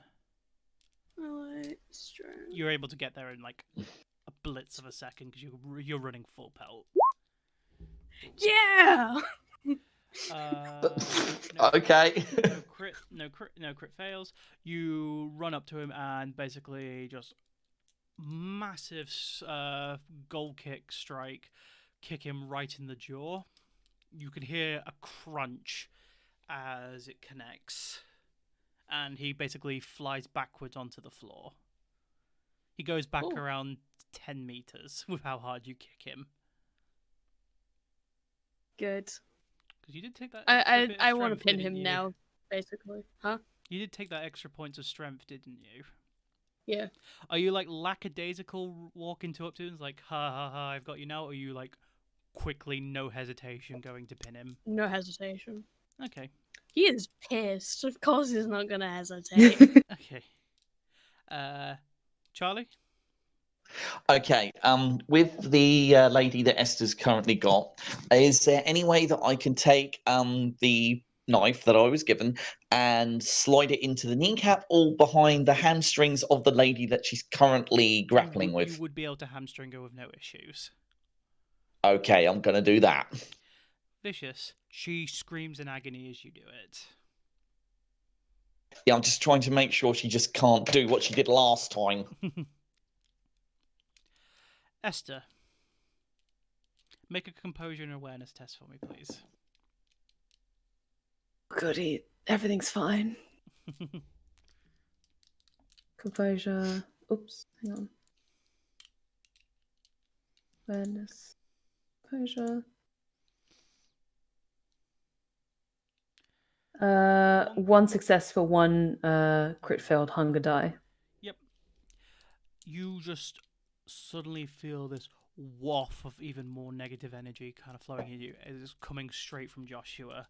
It seems to be getting more and more intense as Diego is starting to pin him. Okay. She shouts out, "Whatever you do, do not drink from him. Something is very, very wrong with him." Okay. Any response to that? I'm not going to respond to it, but I got the message. So, he is grunting, growling underneath you. He's like, "Get off me! Get off me!" Why don't you make me? I kind of feel like making you pay after what you've done, though. What have I done to you? Oh, you hurt my friend for one. He brought it upon himself. Sure he did. And you've brought this upon yourself. And with that, I want to take my knife and stab it into his throat. Okay. As you're like raising the knife up, the woman managed to strain strain her screaming long enough to get some words out. "You can't. If you do that, he'll lose control."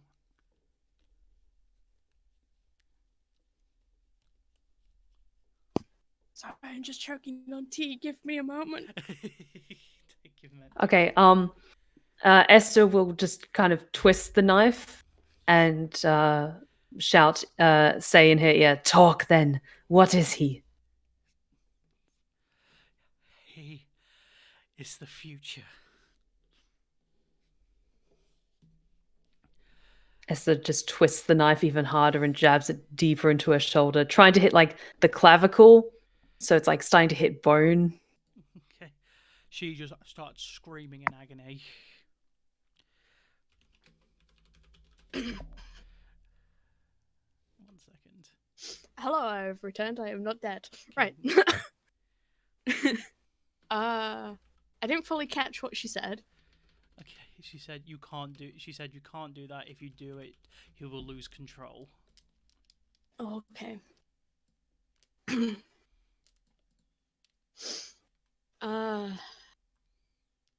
Interesting.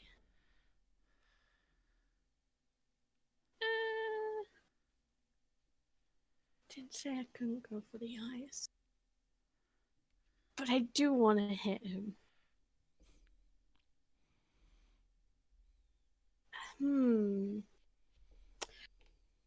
I wanted to clarify about what she means by that. If she stops screaming. She's kind of got a knife going into her shoulder bones right now. Well, she could at least be helpful. She is screaming. So, she can scream the response. It'll be fine.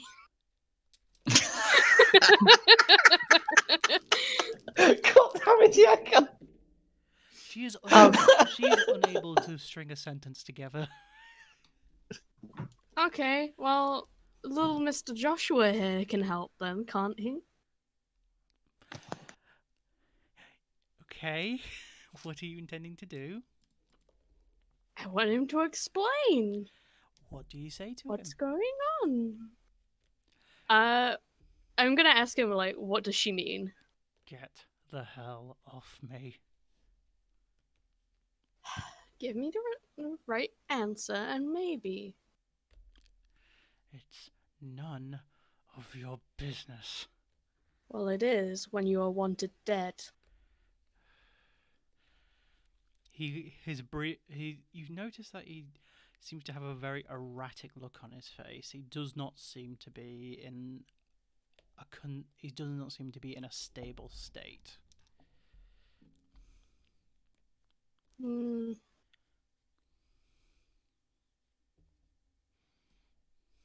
Well, it seems like you're already unstable anyway, so what should a little bit of pain do? Okay, what do you do?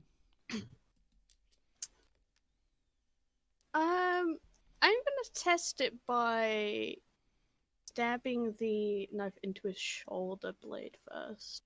Like, into his shoulder. Not trying to hit anything vital. Okay.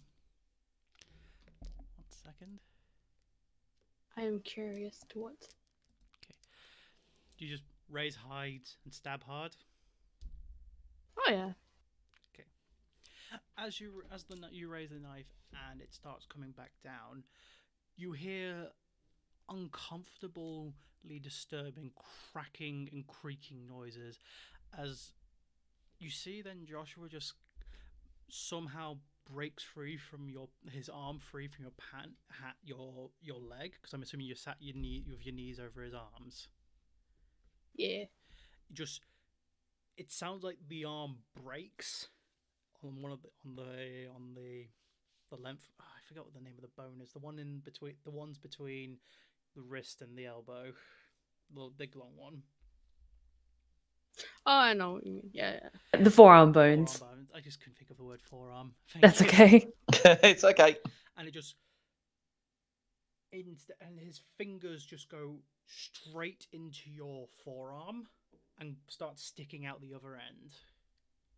Oh, the moment that happens, I'd also like I've actually moved around to where Diego is. Our private messages earlier, and I'm going to slice into the arm that is now digging into Diego's arm.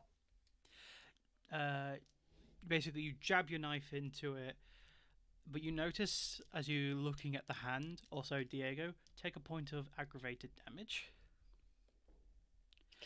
You notice that there are talons coming out of his hand. Oh, that didn't go to plan. And in just one swift motion, you just feel an ungodly amount of strength come from Joshua as he just throws you off him with just his one arm. How much more damage do I take? You don't take any damage as you just pushed off. Helen. Oh yeah. The way he moves his arm, you get hit in the face because of the backhand. Oh yeah. And you take a point of superficial damage. Okay. Because it's basically a backhand across the face. Esther. Yes. Because of the angle that he was thrown at, Diego flies at you.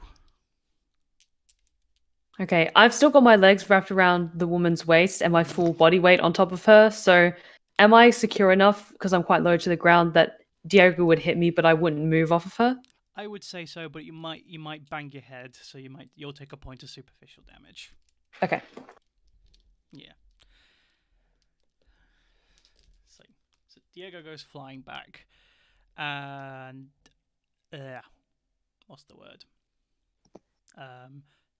Charlie gets basically knocked down, but you're fully conscious. You just wasn't expecting it.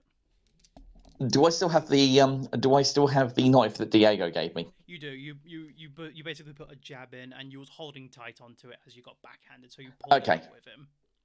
You look at it upon his arm as it immediately starts regenerating. What in the name of everything are you? Hungry. And then on that, his body begins to mutate. Hair starts appearing around his entire form as he turns into a strange hybrid of a wolf-like creature. He's more physically abhorrent to human than he is to beast. You can still see like his chest muscles, that he isn't fully encased in fur. It's mostly on the arms, the head. His fangs have expanded to about 4 times their original size. He's started growing ears, and his legs kind of disjoint and morph into more animal appendages. He begins growling at Diego. Oh, this is going to be fun. Let's see.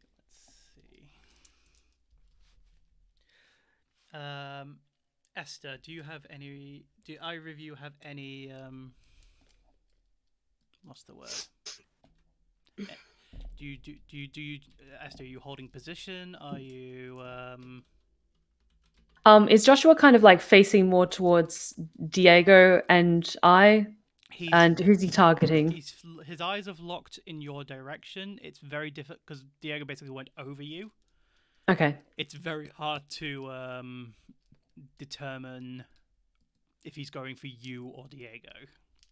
Okay. She'll remove her legs from around the woman's waist, and in a similar position that she was last night, she'll pull the woman in front of her, but still keep like the knife firmly stuck into her shoulder, and just grab her by the hair and just pull her head back, exposing her neck, almost using her as an undead shield. Operation Vampire Shield, got it. As she's just looking at Joshua, glaring up at him, and she doesn't say anything, but she just keeps her eye contact with him. The woman begins to speak. You fool, you will eat all of us now. There's no stopping him. Starting with you, and she kind of like pushes, like cranes the woman's neck even harder. She's the one who hurt you, no? As you kick her, she's the one who humiliated you. As you kick her forward, Joshua, without hesitation, leaps onto her and starts devouring her whole. One big chomp, and he eats her entire head in one go. I have withdrawn the knife, just to clarify. So I still have the knife in my hand. I was gonna say, if you didn't, I'm going to be so mad. No, I know where your priorities are. She would have made sure to withdraw the knife. Surprise, it might be you next in Beanie.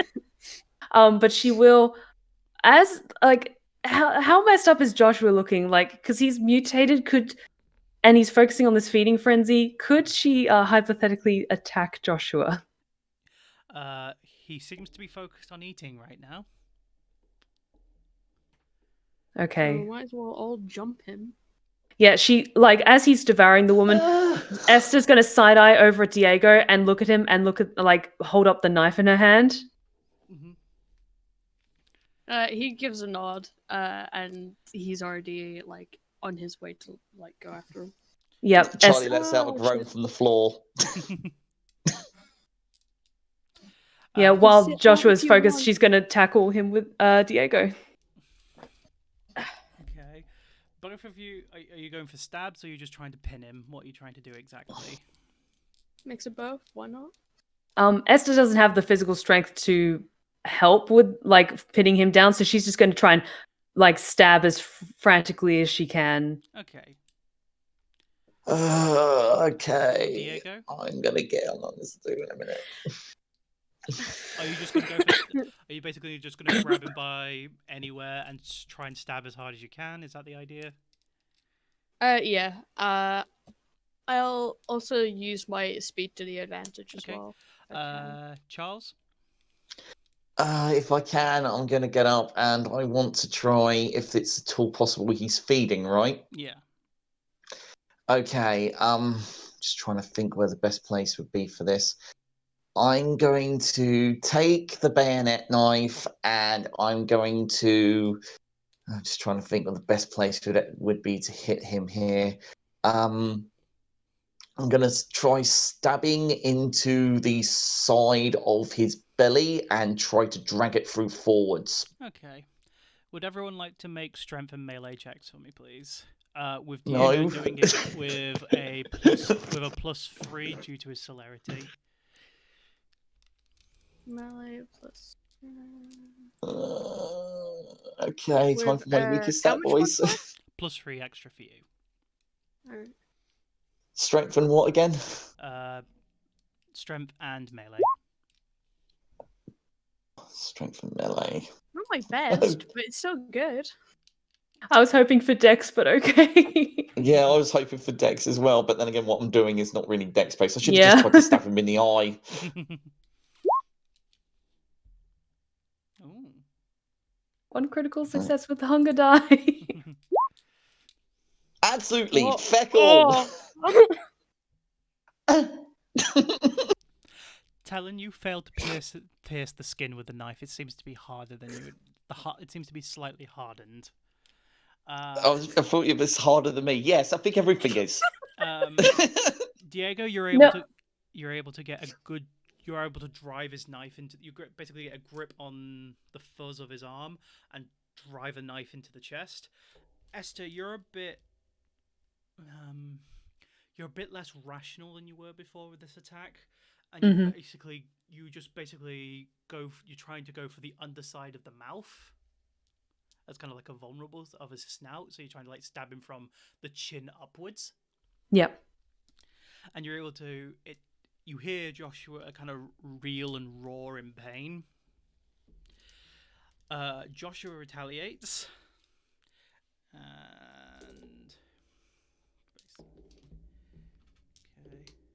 Oh wow, he's doing fucking awful. Oh, thank God for that. 2. Okay. He basically swings his right arm as the claws have kind of reached their full length. Talon, you see him coming nastily towards you. Do you attempt to dodge, or would you be a bit too in the moment to realize? Oh, he's muted. Okay. I think my character would probably be well, considering how much it deflected, he probably would have just looked up, so be aware. Okay. You try and duck your head and you try and logically duck your head in response to what's going on.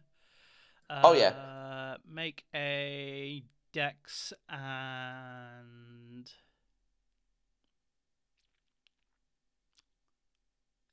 Can I use Cat's Grace for this? I know it's not me being knocked over, but it is a dodge. You know what? Yeah, actually, I think I'm going to allow that. Use Cat's Grace as your secondary. It says for any dex or athletic based rolls. Yeah, I think that works. See if you can keep your composure. Okay. No, you're not able to roll high enough to beat that attack. That's fine. I wasn't expecting to. The claw digs into your face, and you take a point of aggravated damage. The sheer force of it knocks you over. Oh, okay. Next would be Esther. Yep. But basically the contact with Charles kind of pushed the arm up a bit from the weird angle he swung at, so it just grazes the top of your hair, but doesn't make a proper contact. Diego, use celerity and dexterity to attempt to dodge. I imagine that's what you want to do. Yeah. You get an additional 1 dice because you see the attack coming because it just went through 2 people. Okay. So, what am I rolling? Dex and celerity. You should your superpower. Basically, using the extra speed from it to try and dodge. I'm pretty sure you can roll it with a power. If I can, I don't know which one. There's several areas, so I should do it with Dex and then a modifier of +1. Yeah, do that. No, do it with plus. Nah, you're able to dodge his attack anyway, so that's fine. You're able to dodge the swing from its claw, but it gets ungodly close. Okay. Now it's your lot's turn to perform. You notice that because you dodge, you end up having to pull your knife out in order to keep hold of it because you have to move back a bit too much. Yeah. But you do notice that the wound almost immediately starts sealing up. It's not instant, like it's not an instant close, but you can tell that the flesh is trying to close itself together. Okay.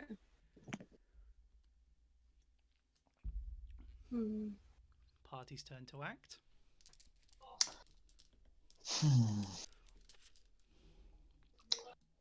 Try to cut his head off. He won't be able to regenerate that.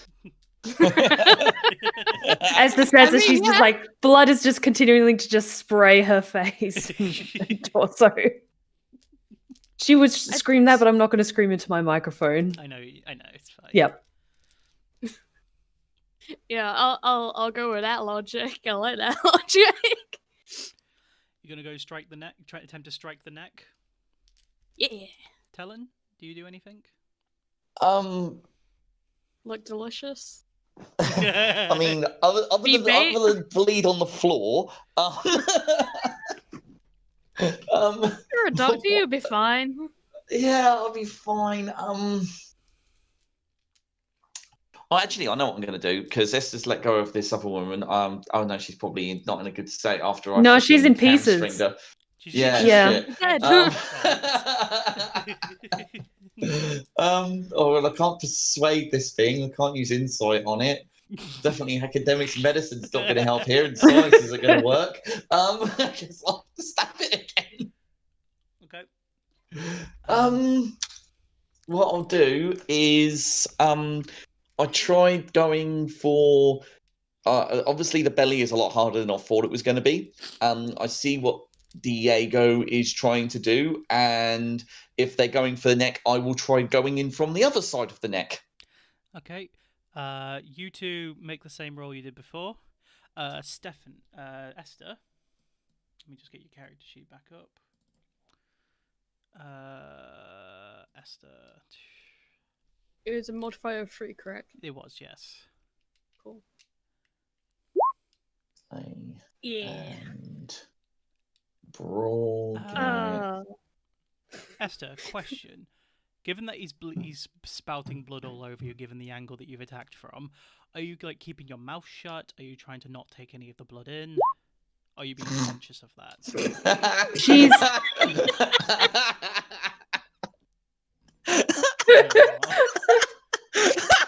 Oh, Charlie. Oh, Charlie. Oh,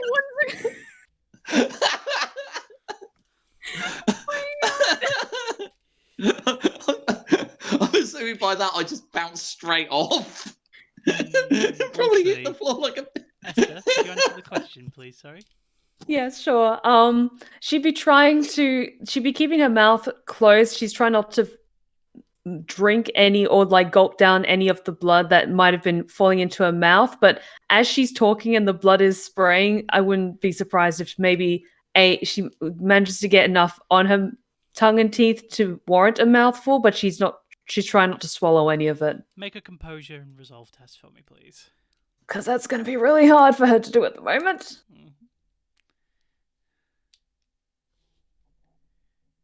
Oh, you maintain your cool and you're able to spit out any of the blood that gets into your mouth. Okay. I'm just thinking, what's the most logical thing?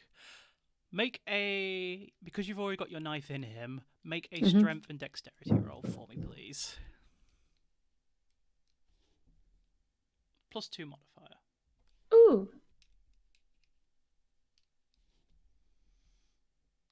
One crit fail, so that reduces it to 2 overall. You're able to drive the knife further into his head. Okay.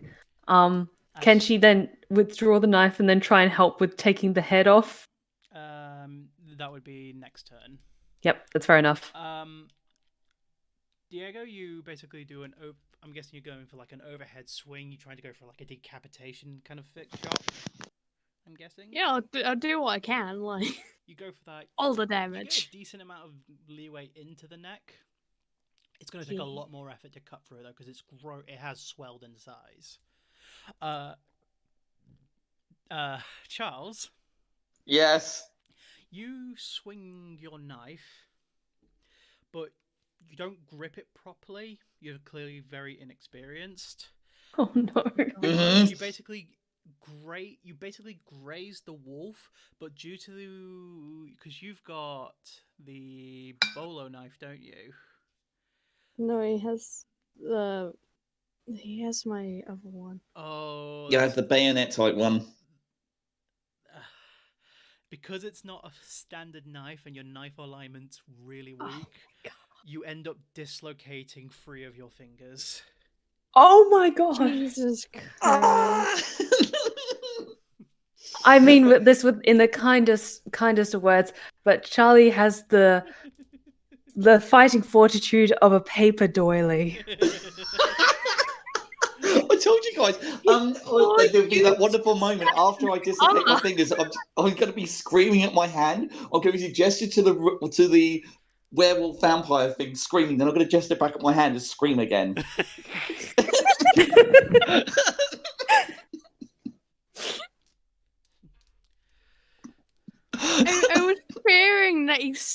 chopped it in half.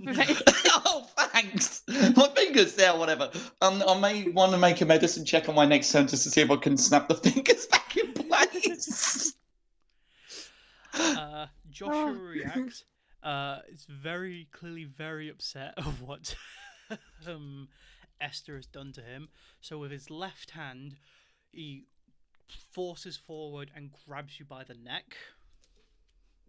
And he is attempting to throw you into the ground. So... oh no. Okay. Oh my god. Esther, Mm-hmm. because are you holding on to the knife, are you? She'd be holding onto the knife because she doesn't have any other weapons on her. And with the amount of force she was trying to force into it, make an athletics, a dexterity and I'll say athletics at -2. Oh.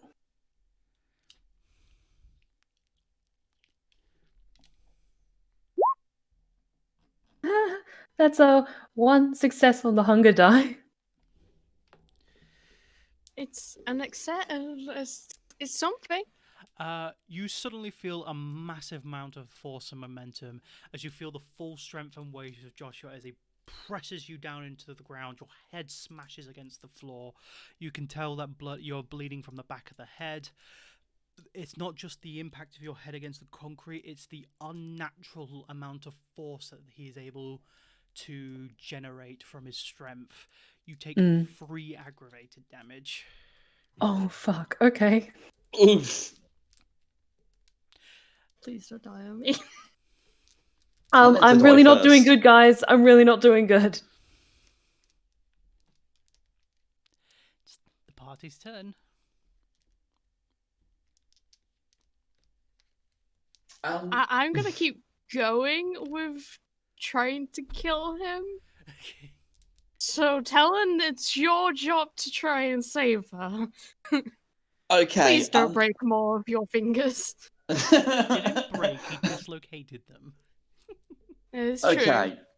Okay, so how am I going to do this? So she's currently pinned to the floor, right? Yeah, he's basically semi-stood over her, leaning forwards, one hand on her neck, the other resting on the floor. Do you want me to do another dice roll for you?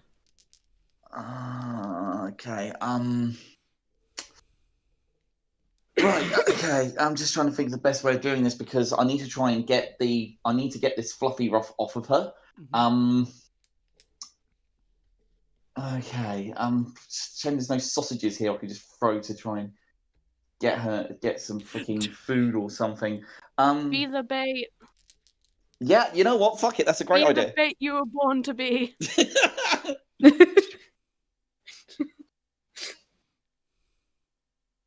At which point I'm going to. I can't believe I'm about to do this, Scarlett. It's been a pleasure. Oh my god. I'm going to. Can I roll a persuasion on the thing? Basically, just like jump up and down and wave around a bit. Just yeah. Wait for it. Oh my god! And I'm going to say to the thing, would you really want to eat that one, or would you want to go for something which is probably going to be a little bit tastier? And the moment that he sees me and it looks like he's going to give chase, I'm going to run like a bitch. I'm sorry, I think I just had an aneurysm. Yes, I know, but I'm going to try to get this thing to chase me to eat me instead. Make a persuasion and a charisma roll for me, please. Certainly. Oh my god! What is Hang on. happening? Fuck all, that's what's happening. And you've got it throws! I'm out of ideas, I'm sorry. Let me... Oh my I will roll his contested composure resolve now. Oh god! god!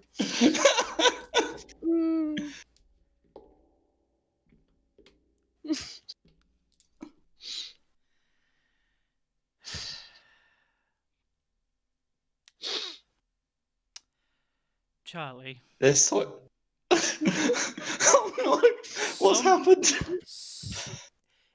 In his enraged state, it appears that Joshua is not fully comprehending a sense of strategy, and he seems to have been aggravated towards you as he releases his grip on time to Esther run. and starts running towards you at full speed. Oh, I'm running away. I'm running as fast as I can. I'm Joseph Joe-starring out of there if I can. He's running about 3 times faster than you. Okay, No, in which wait. case, just as he's about to grab me, or looks like he's going to grab me, can I duck to try and make him run past me, slip under him if I can? You want to matador him, effectively. Yes. Can I ask something before this continues? Sure. Since I am technically attached to his neck still. Yes, you are being dragged along with this. Oh my god!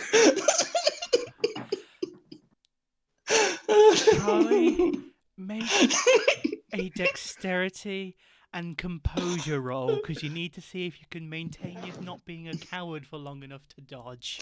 Oh yeah, this is fine. This is fine. I am. I mean, if I was able to, I'd probably be having what's it? Composure and what exactly? Dexterity. Dexterity and composure. Nice, thank you. Dexterity and composure. Roll. No modifiers. 2 successes. Any fails? Nope. Nope.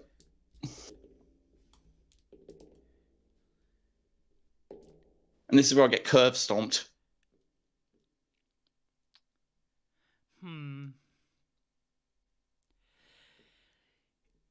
As he starts basically charging on all 4s, using his full body weight and momentum. However, he only manages to clip you as you manage to just barely dodge. You are knocked to the floor. Your head hits the concrete, taking a point of superficial damage. Well, that's too superficial, 1 aggravated. And Joshua just collides into the wall of the storage building, knocking down a bunch of brickwork. Due to the side that Diego is on the side that's away from the wall, not facing the wall. So thank God. you get shaken off, but you do not take any damage from the impact. Oh, dear Lord, thanks. Fucking hell. I thought he was gonna get us both killed. I mean, let's face it, I was probably going to die first, so, now be me first. Don't worry, you're fine.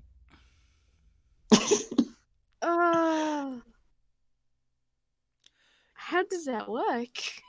You will both need to basically, you can need with the kind of distort. Actually, no, make a composure and resolve test for me, please. Okay. Composure and this resolve. is for Diego, not Okay. Which composure and resolve. Any modifiers? No modifier. I should have made tell and resolve roll manipulation rather than the charisma. Oh well. You're a bit the same result. It's the same thing. Oh, fair enough then. You're a bit disorientated from the sudden change in direction, speed, and positioning, so you're gonna need to catch your breath, get yourself back up. Joshua is currently trying to unbury himself from a pile of bricks that have landed on him. So basically, you've got a free turn for him to escape. So, party's turn. Cool. I'm gonna go for his neck again. Okay. If I can. You'd have to move bricks off him in order to actually get the knife into him. Oh. What's the easiest part to get? He has a foot stuck out at the moment. Wow. He got covered. Is that it? Just the foot? Well, it's a really long leg. Sorry, I should have said leg. I was just thinking it's just fun. That's it. No, I should have said He's leg. like, Sorry, that's my oh. fault. That's fine.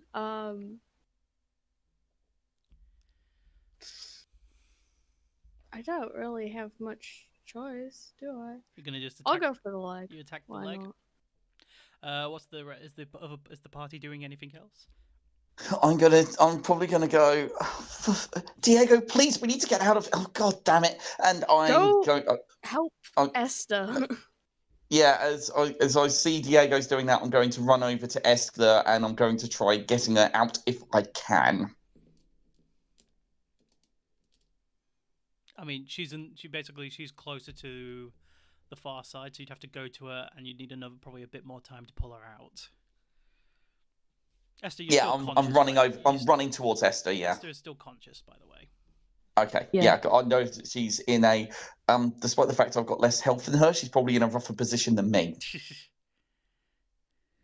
Yeah, she's she's trying to just get aggro, so yeah. There's probably a bit of a pool of blood around her head where she hit the concrete, and she's just like gripping the back of her head and trying to get back to her feet. Yeah, I'm going to run over and help Esther if I can. Well, actually, while I'm running towards her, can I also try, probably with some kind of modification downwards, to snap my fingers back into place? Make a medicine and intelligence check. Actually, make it with strength. That makes more sense. You have to have the right force. Medicine and strength.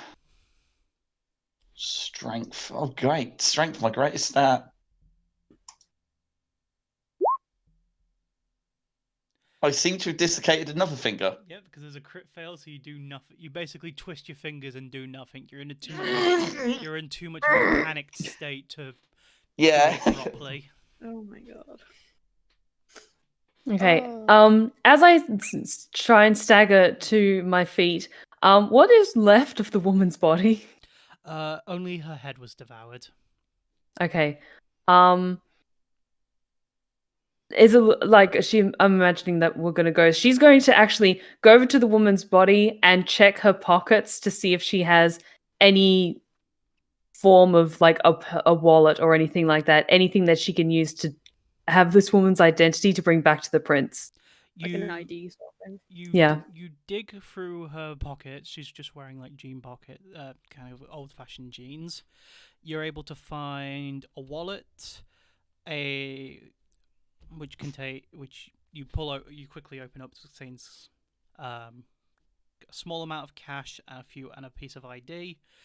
In the other pocket, you find a set of house keys. But as you're fumbling around, you feel a lump on the back of her, around the back of her belt. Okay, she'll investigate that as well. You pull open and it reveals a M1911 handgun. She takes that. Okay. And she just puts the handgun in her inner pocket of her coat, and she essentially puts everything in her inner pockets of her coat for security, and she'll just try to get to her feet and just gather her wits as best she can. I'd say... No, you're good. You don't need to make a test for that. Okay. How bad is Joshua looking? Like, does it look like Diego would be able to handle this on their own, or would they need help? They look like they would need help still. Okay. If this is so fucking stupid. She's gonna go over to she's gonna try and walk towards Charlie to kind of meet him halfway, shrug off her coat and hand it to him. Hold this. Don't lose that. I imagine searching the woman would have taken up pretty much most of her turn. It would have been done, yes. Yeah. She'll just have the knife at the ready, and she was going to do something, but she doesn't have enough time to do it. What is it you want to do exactly? She was going to try and start talking to Joshua with the intention of using dementation on him you need a bit of time to work towards that. Yeah, maybe she'll just start muttering something under her breath to kind of ready herself for what to do if she can do it next turn, but she just hands the coat to Charlie and tells him to run with that. Charlie, you would have noticed the things that she put into the coat. At which point I'm going to say, I'm not particularly useful in a fight, but I'm not running anymore. Inspect the gun. What's that? Inspect the gun. Oh yeah, I'm going to. That's coming next. That's coming next because it's the end of my. Because is it next turn or because I thought we were still on? It'll be Diego's and then it'll be Joshua's. Cool. Yes, because if when it comes to my turn, I probably will be trying to find that gun and helping if I can. Diego, Melee strength. melee strength, yeah. Any modifiers? I think you've got an advantage on him, so +4 this time Ooh. because he's All like the numbers. restrained a bit. Okay, you've got 1 natural 1. You're able to. You do a good hard stab into the back of the leg, and you can hear he screams. I want to aim for like a part that would make it difficult for him to like walk with it. Right. You're aiming for like a major artery or something, yeah. Or you're trying to like sever like tendons. 7 tendons would be good. Okay. Okay, in response, he just basically mad rages out of the pile and goes for a backhand claw strike against you. Mm-hmm. Oh boy. Oh no. Diego, would you like to attempt to dodge? Yes, please. Dexterity and athletics, please. With a +2 for your celerity. Ooh. Where's Diego's character sheet? Sorry, I need to dig out Diego's. What'd you get? What do you need to check? 3 passes. Oh, and a crit pass too. Yee.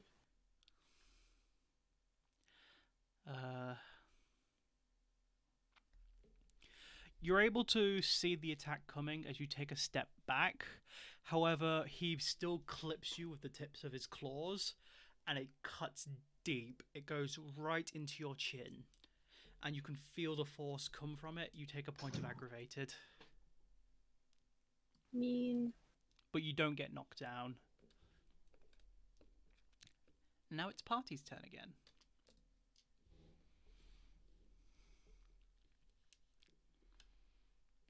Well, I'm gonna attack him again. So. Okay.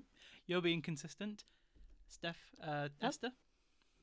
The muttering that she's been doing under her breath will increase in volume until she's speaking out loud. Okay. What do you say? Joshua, you are a poor, pathetic, twisted little soul. You have done heinous things against others far weaker than you. Mm-hmm. You should be ashamed. You should be disgusted of yourself. You have no right to call yourself a child of Malkav. And she will use dementation. Do you have the page number for dementation? Because I need to. It's 256. It does clarify that it needs to be in conversation, so it's one of those things I wasn't sure if she'd be able to use. I think there is chatter going on. He's obviously grunting and raging every now and then on words. 256, did you say? Yes. Not compel. So it would be mind manipulation and dominate versus their composure and intelligence. I just want to read the wording for it, that's all. Yep, of course. It's nothing more than a casual conversation as the vampires and city's influence hides between the conversation the victim.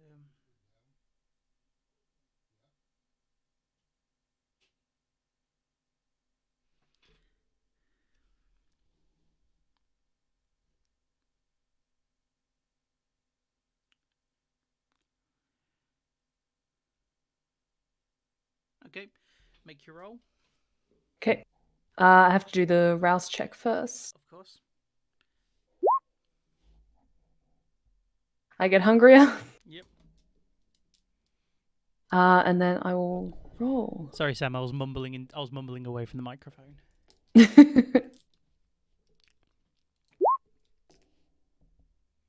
Okay, so that's There's a 1 in that hunger dice that you rolled.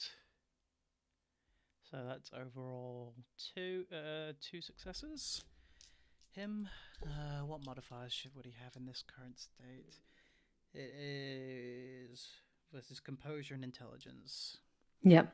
His intelligence wouldn't reduce, but his composure would, giving his aggravated state. Or he just god rolls it. No. I've got one more. No, he doesn't seem to succumb to your dementation. He just seems rather aggravated. Okay. She'll just start to move closer then and tighten her grip on the blade. Okay, Charlie? Charlie? Yep. Hello? What do you do? Okay, yeah. Sorry, I thought Discord was doing its thing again there. No, you're good. So what do you do? Right, so I'm standing there holding the coat. I kind of see the M1911. Mm-hmm. I pull it out. I look at it for a few seconds. I look over towards the giant fluffy ruff, and I will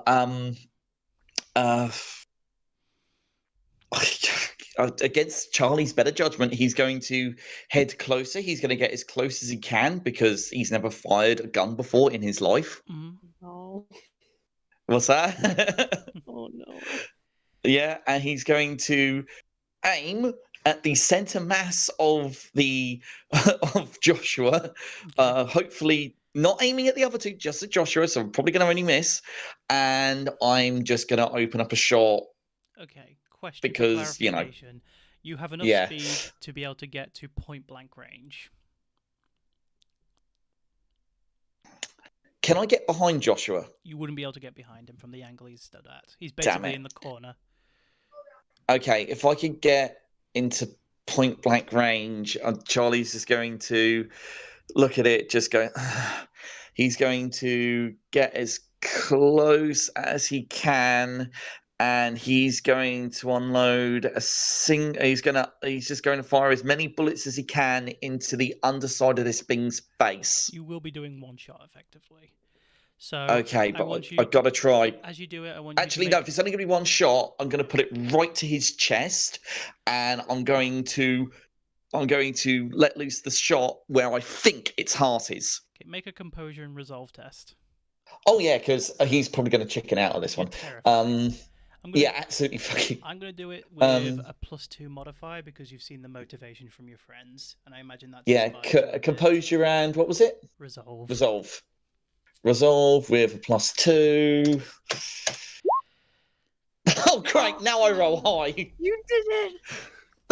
Oh no! There is a 1 in there, but there's 2 critical successes, so that nullifies it out.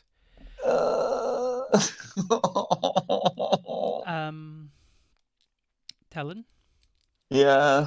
You physically can't miss because you're placing it against the chest. Roll Yeah. a dexterity just to see if the gun jams. Come on, you can do it. No modifiers. Oh my god!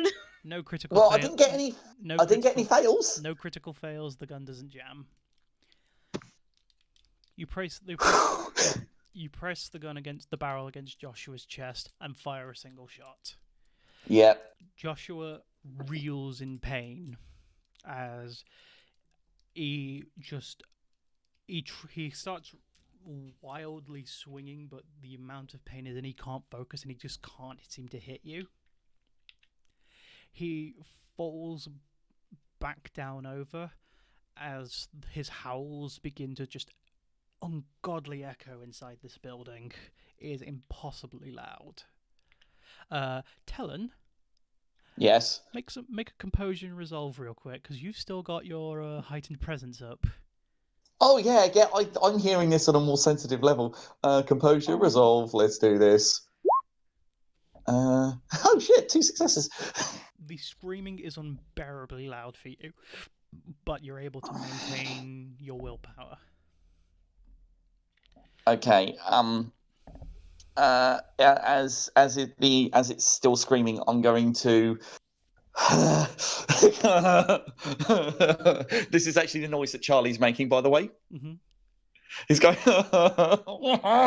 and he's going to run over and he's going to put the gun next to the things right over the hole where he fired last time, and he's going to let open another shot at exactly the same point.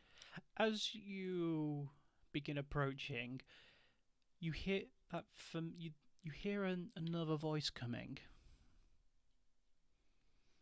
You've done surprisingly well. Did I tell you were watching this the whole time? You look up into the rafters above you, and you see two hooded figures stood over you. I'm just going to look up and say, well, you're breathing, so I'm assuming you're not... Well, I don't know. What are you exactly? The two silhouettes look towards each other and goes, for this evening, neutral ground. At which point, after hearing that, is Joshua look like he's in a position to get up and start attacking me again? No. Okay, in which case Charlie is just going to slump to the floor, legs crossed, probably crying blood. The two silhouettes jump down from the railing above you. Esther pivots her foot and she just still stays in a fighting stance, just watching them warily. You see, She's very saturated in blood.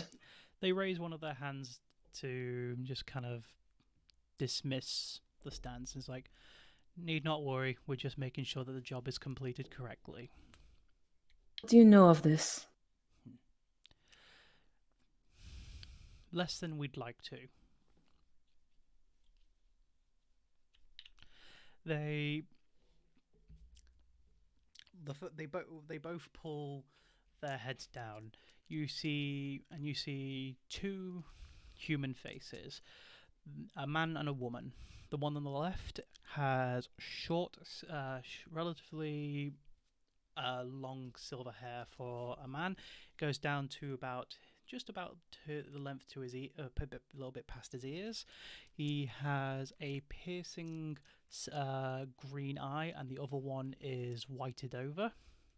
He has several tattoos on his face, including a Christian cross and a few unusual symbols you don't quite recognize.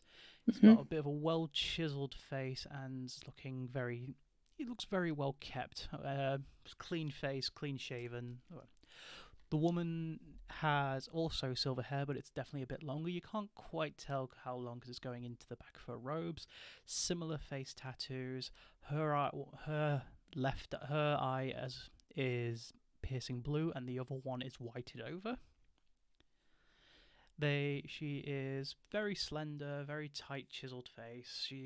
They're both well kept, well fit, and they have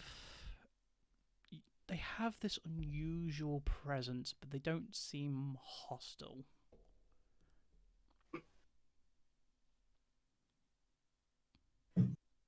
We could have used your assistance, but what brings you to this place?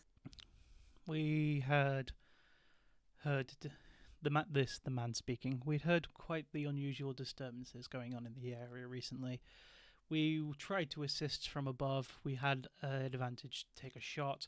However, due to the nature of your actions, it proved very difficult to hit without getting collateral. Esther nods and just keeps a wary distance. She goes. They notice that she's, and they wide berth around you to go towards Joshua. Does anyone say anything to them as they approach, or? Yes, I'm just going to say, I hope you intend to kill it. That is our job. Can we have some kind of proof that he's dead at least? He's been a issue for ours as well. It will be very apparent that this man will be dead. Good. Thank you. I do not even know who you are, but thank you nonetheless. They walk up to Diego, and do you do anything, Diego, as they walk up towards you? He gives him a wary look and then just steps aside. They step past you.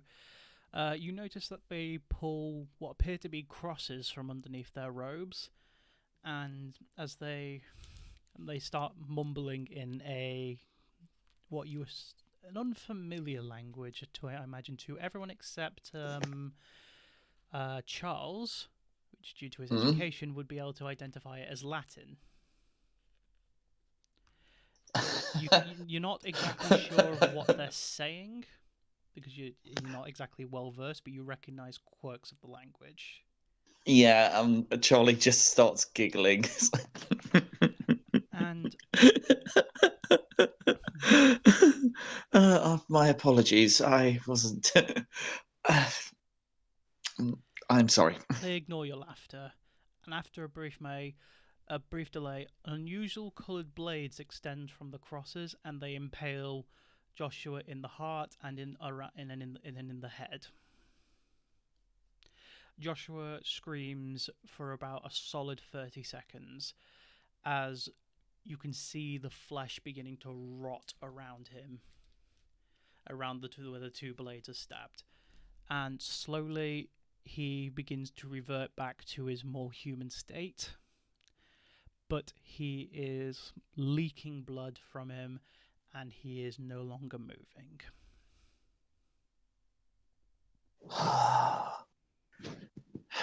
Thank you. The woman walks up to you. May I see that weapon? What, the bayonet type? Oh, what the gun I have? She said. She looks. Oh, it's just like she looks. At you Yeah, she says the handgun. Yeah, I let them have a look at it, but my hand is grasped around it, not to let it go. I'm not going to harm you. Yes, blatantly obvious that you could have done so earlier. And reluctantly, I let go of the gun. She takes the weapon and removes the magazine. Silver laced. It would appear that the woman that was slain by her companion was at least prepared for such an occasion. Though I imagine she wasn't expecting you. She hands the weapon back to you. I know this is going to sound awfully presumptuous considering you've literally just saved my life, but I don't suppose you could let us have those silver bullets, could you? She doesn't take them. She puts the magazine back in and hands it back to you. Oh, okay, that's fine. Yeah, sorry, I misread there. Sorry. The man comes up towards her and goes, "They appear to have done a rather excellent job, at least fighting the beast." Yes, they seem to have done. I was quite surprised that none of them actually died. You me both. They look at you, and you feel a sense of uncomfortableness around them. So now we know who you are? They turn to face you and goes, "I suppose it's only fair that, given that we're on good terms for the current moment, we can talk." This is the man speaking. He says, "My name is Schaefer Tarkin. This is my companion, Rose Adams." My name is Diego. These are my companions. They look towards the companions. Charlie Morgan, Charles. Esther. She doesn't give her last name. I see. You see the man just sniffing in the air. Kindred. Very interesting. I suppose it doesn't.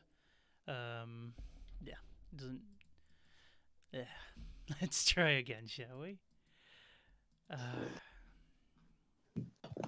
suppose it doesn't surprise me per se that you are involved with matters of unusual circumstances. Putting it mildly, I believe.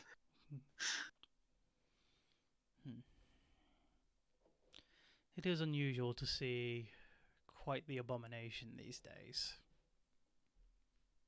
They're not exactly common anymore, or ever were, really.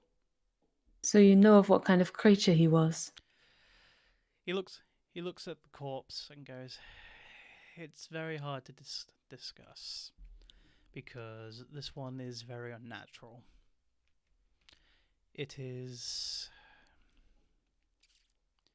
The best way I can describe it is there are abominations out there where they are typically some form of shapeshifter, typically the Gao, the Garrow that typically somehow succumb to vampirism. This one seems rather unusual. His bestial state is unkempt, disturbed.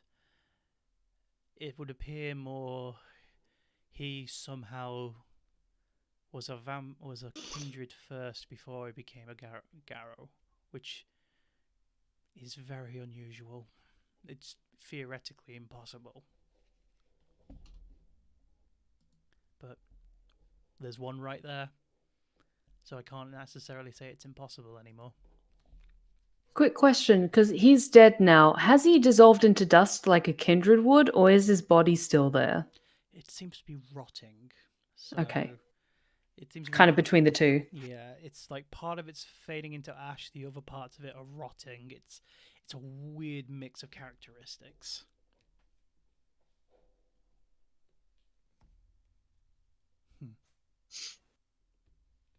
Well, our job here is done. Tell me, are you working for the prince? You know of the prince? Is it still Dominic? Indeed it is. And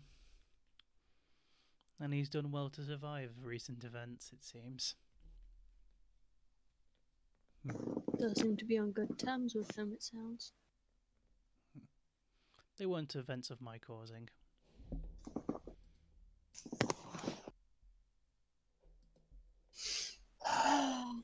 Well, I have no need for you lot. I'm going back home. I do believe I need to, and I'm just going to can I, now that things have calmed down, can I try to reconnect my fingers properly? Yeah, I'm going to say you'll be able to do that without any kind of roll. Yeah, No I'm going to be. stress.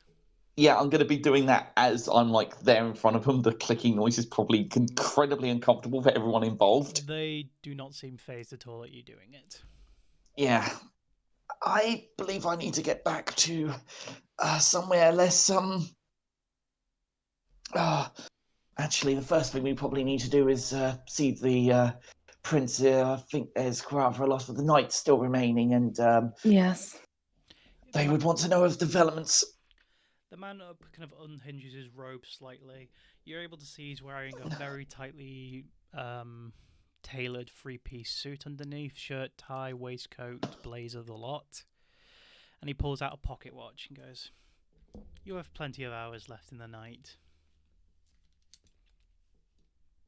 Again, I want to thank you for your assistance. Belatedly, admittedly, but better than nothing. Again, thank you. I don't believe we would have survived if it wasn't for your timely arrival. 1 second, I just need to double check something. The man looks towards Rosa, and she pulls out from underneath her robe a very large sniper rifle. It's classic wooden grain and everything. It's like she looks at you and goes, "If I shot this, I would have killed you both, and it would have been a waste of a bullet." This is fair. I must thank you for not shooting us now. Indeed, merci beaucoup. We were tasked with a specific responsibility, and although it would probably be pertinent to deal with your kind here and now, you've done a service to us, because it would seem that if we was to have to fight this individual head on, it would have caused issues for us regardless, especially with his more unnatural qualities. So, under a basic tenet of mutual respect for the time being, we hunters will not pursue and engage you for this evening. And we greatly appreciate that. Plus, looking at your conditions, it would be rather unsporting to fight you in such states. There's just a steady drip from the back of Esther's head as she just goes to light a cigarette. He looks and goes, surely those have no effect on your person. Force of habit. He gives a casually laughed, a kind of a barely repressed smile laugh as he just looks and shakes his head a little bit. She actually offers a cigarette to the two of them. Thank you very much, madam. As he gets closer to you to take one, he halts for a second. Has a strange. You can see his nose twitching. Are you okay, madam? She takes a moment and she looks up and down at herself, covered in blood. Well, you saw what happened back there. I could be better. Poor choice of wording. I apologize. Something's off about you. I can't quite put my finger on it.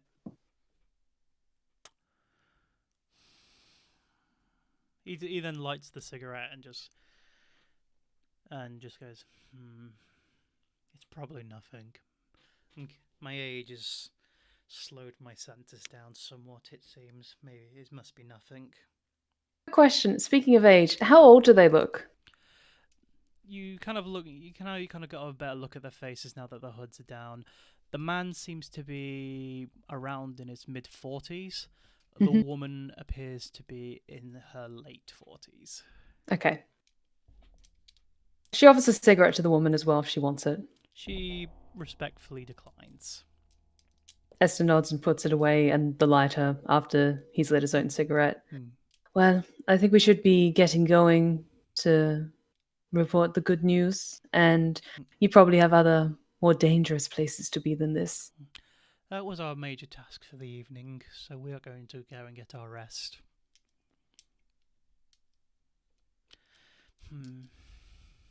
It's weird, we don't normally let your kind go free.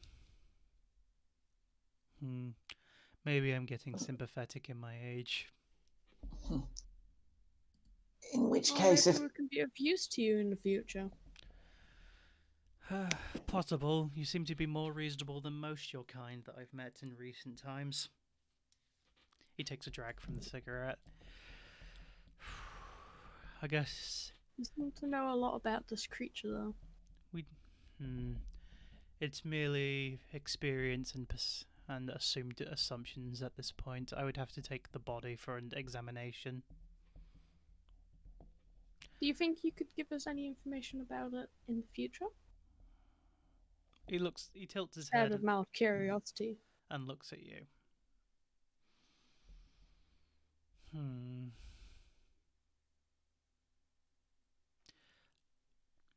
He kind of rolls his good eye into his head and just sighs of relief.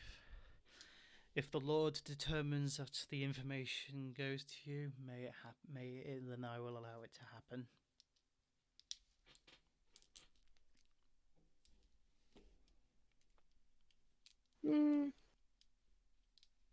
Well, with that, I'm going to leave. Esther will go over, has most of the flesh and skin rotted away at this point? Are there other bones left? Basically, the hands and the far extremities have ashed away. The direct wounds around the head and the chest where he was stabbed and shot have rotted, and the body seems to be somewhat stabilized. Okay, could she hypothetically take the head if she just kind of snaps it off the neck? You'd probably have to put a bit of effort into it, but you could probably get it done if you give it like 5 minutes. Okay, she'll do that because she wants to bring that back to the I prince. can assist with that if you want. Okay, cool. It's like, I'm leaving. Ooh, violence. Well, But yeah, it's just a case of it's like, oh, we do need the head. We did say we'd bring it. So yeah, she and Diego will just The woman looks, like the head off. the woman looks and goes, "How barbaric! Is that what your culture has derived yourselves to?" We promised to bring a head, so we're bringing a head. The man, It's not from choice. the man It's speaks. obligation. The prince has grown more hostile in his years, it seems.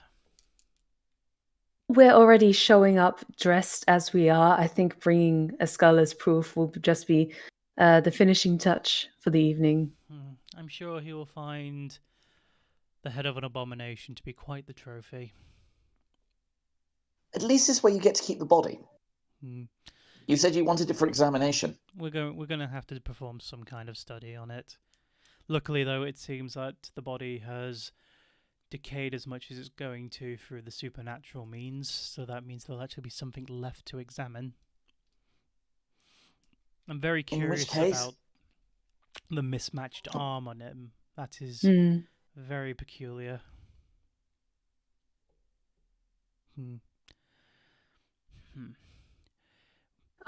Once the head is off, Esther also have a quick look around. She also grabbed the woman's lab coat that was put aside as well.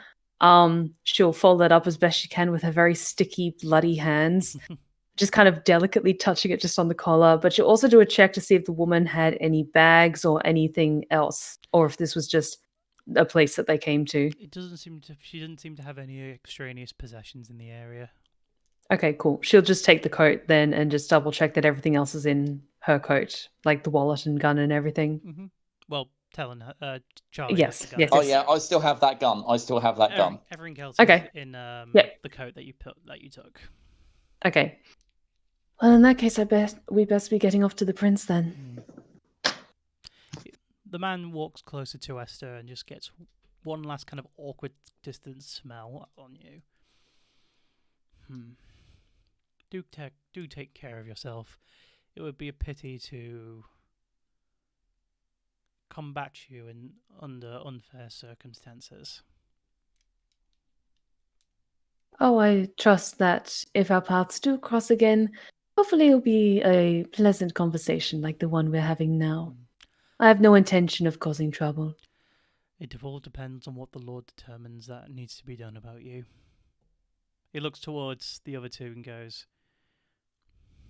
"The same goes for you. You have done a service to us today."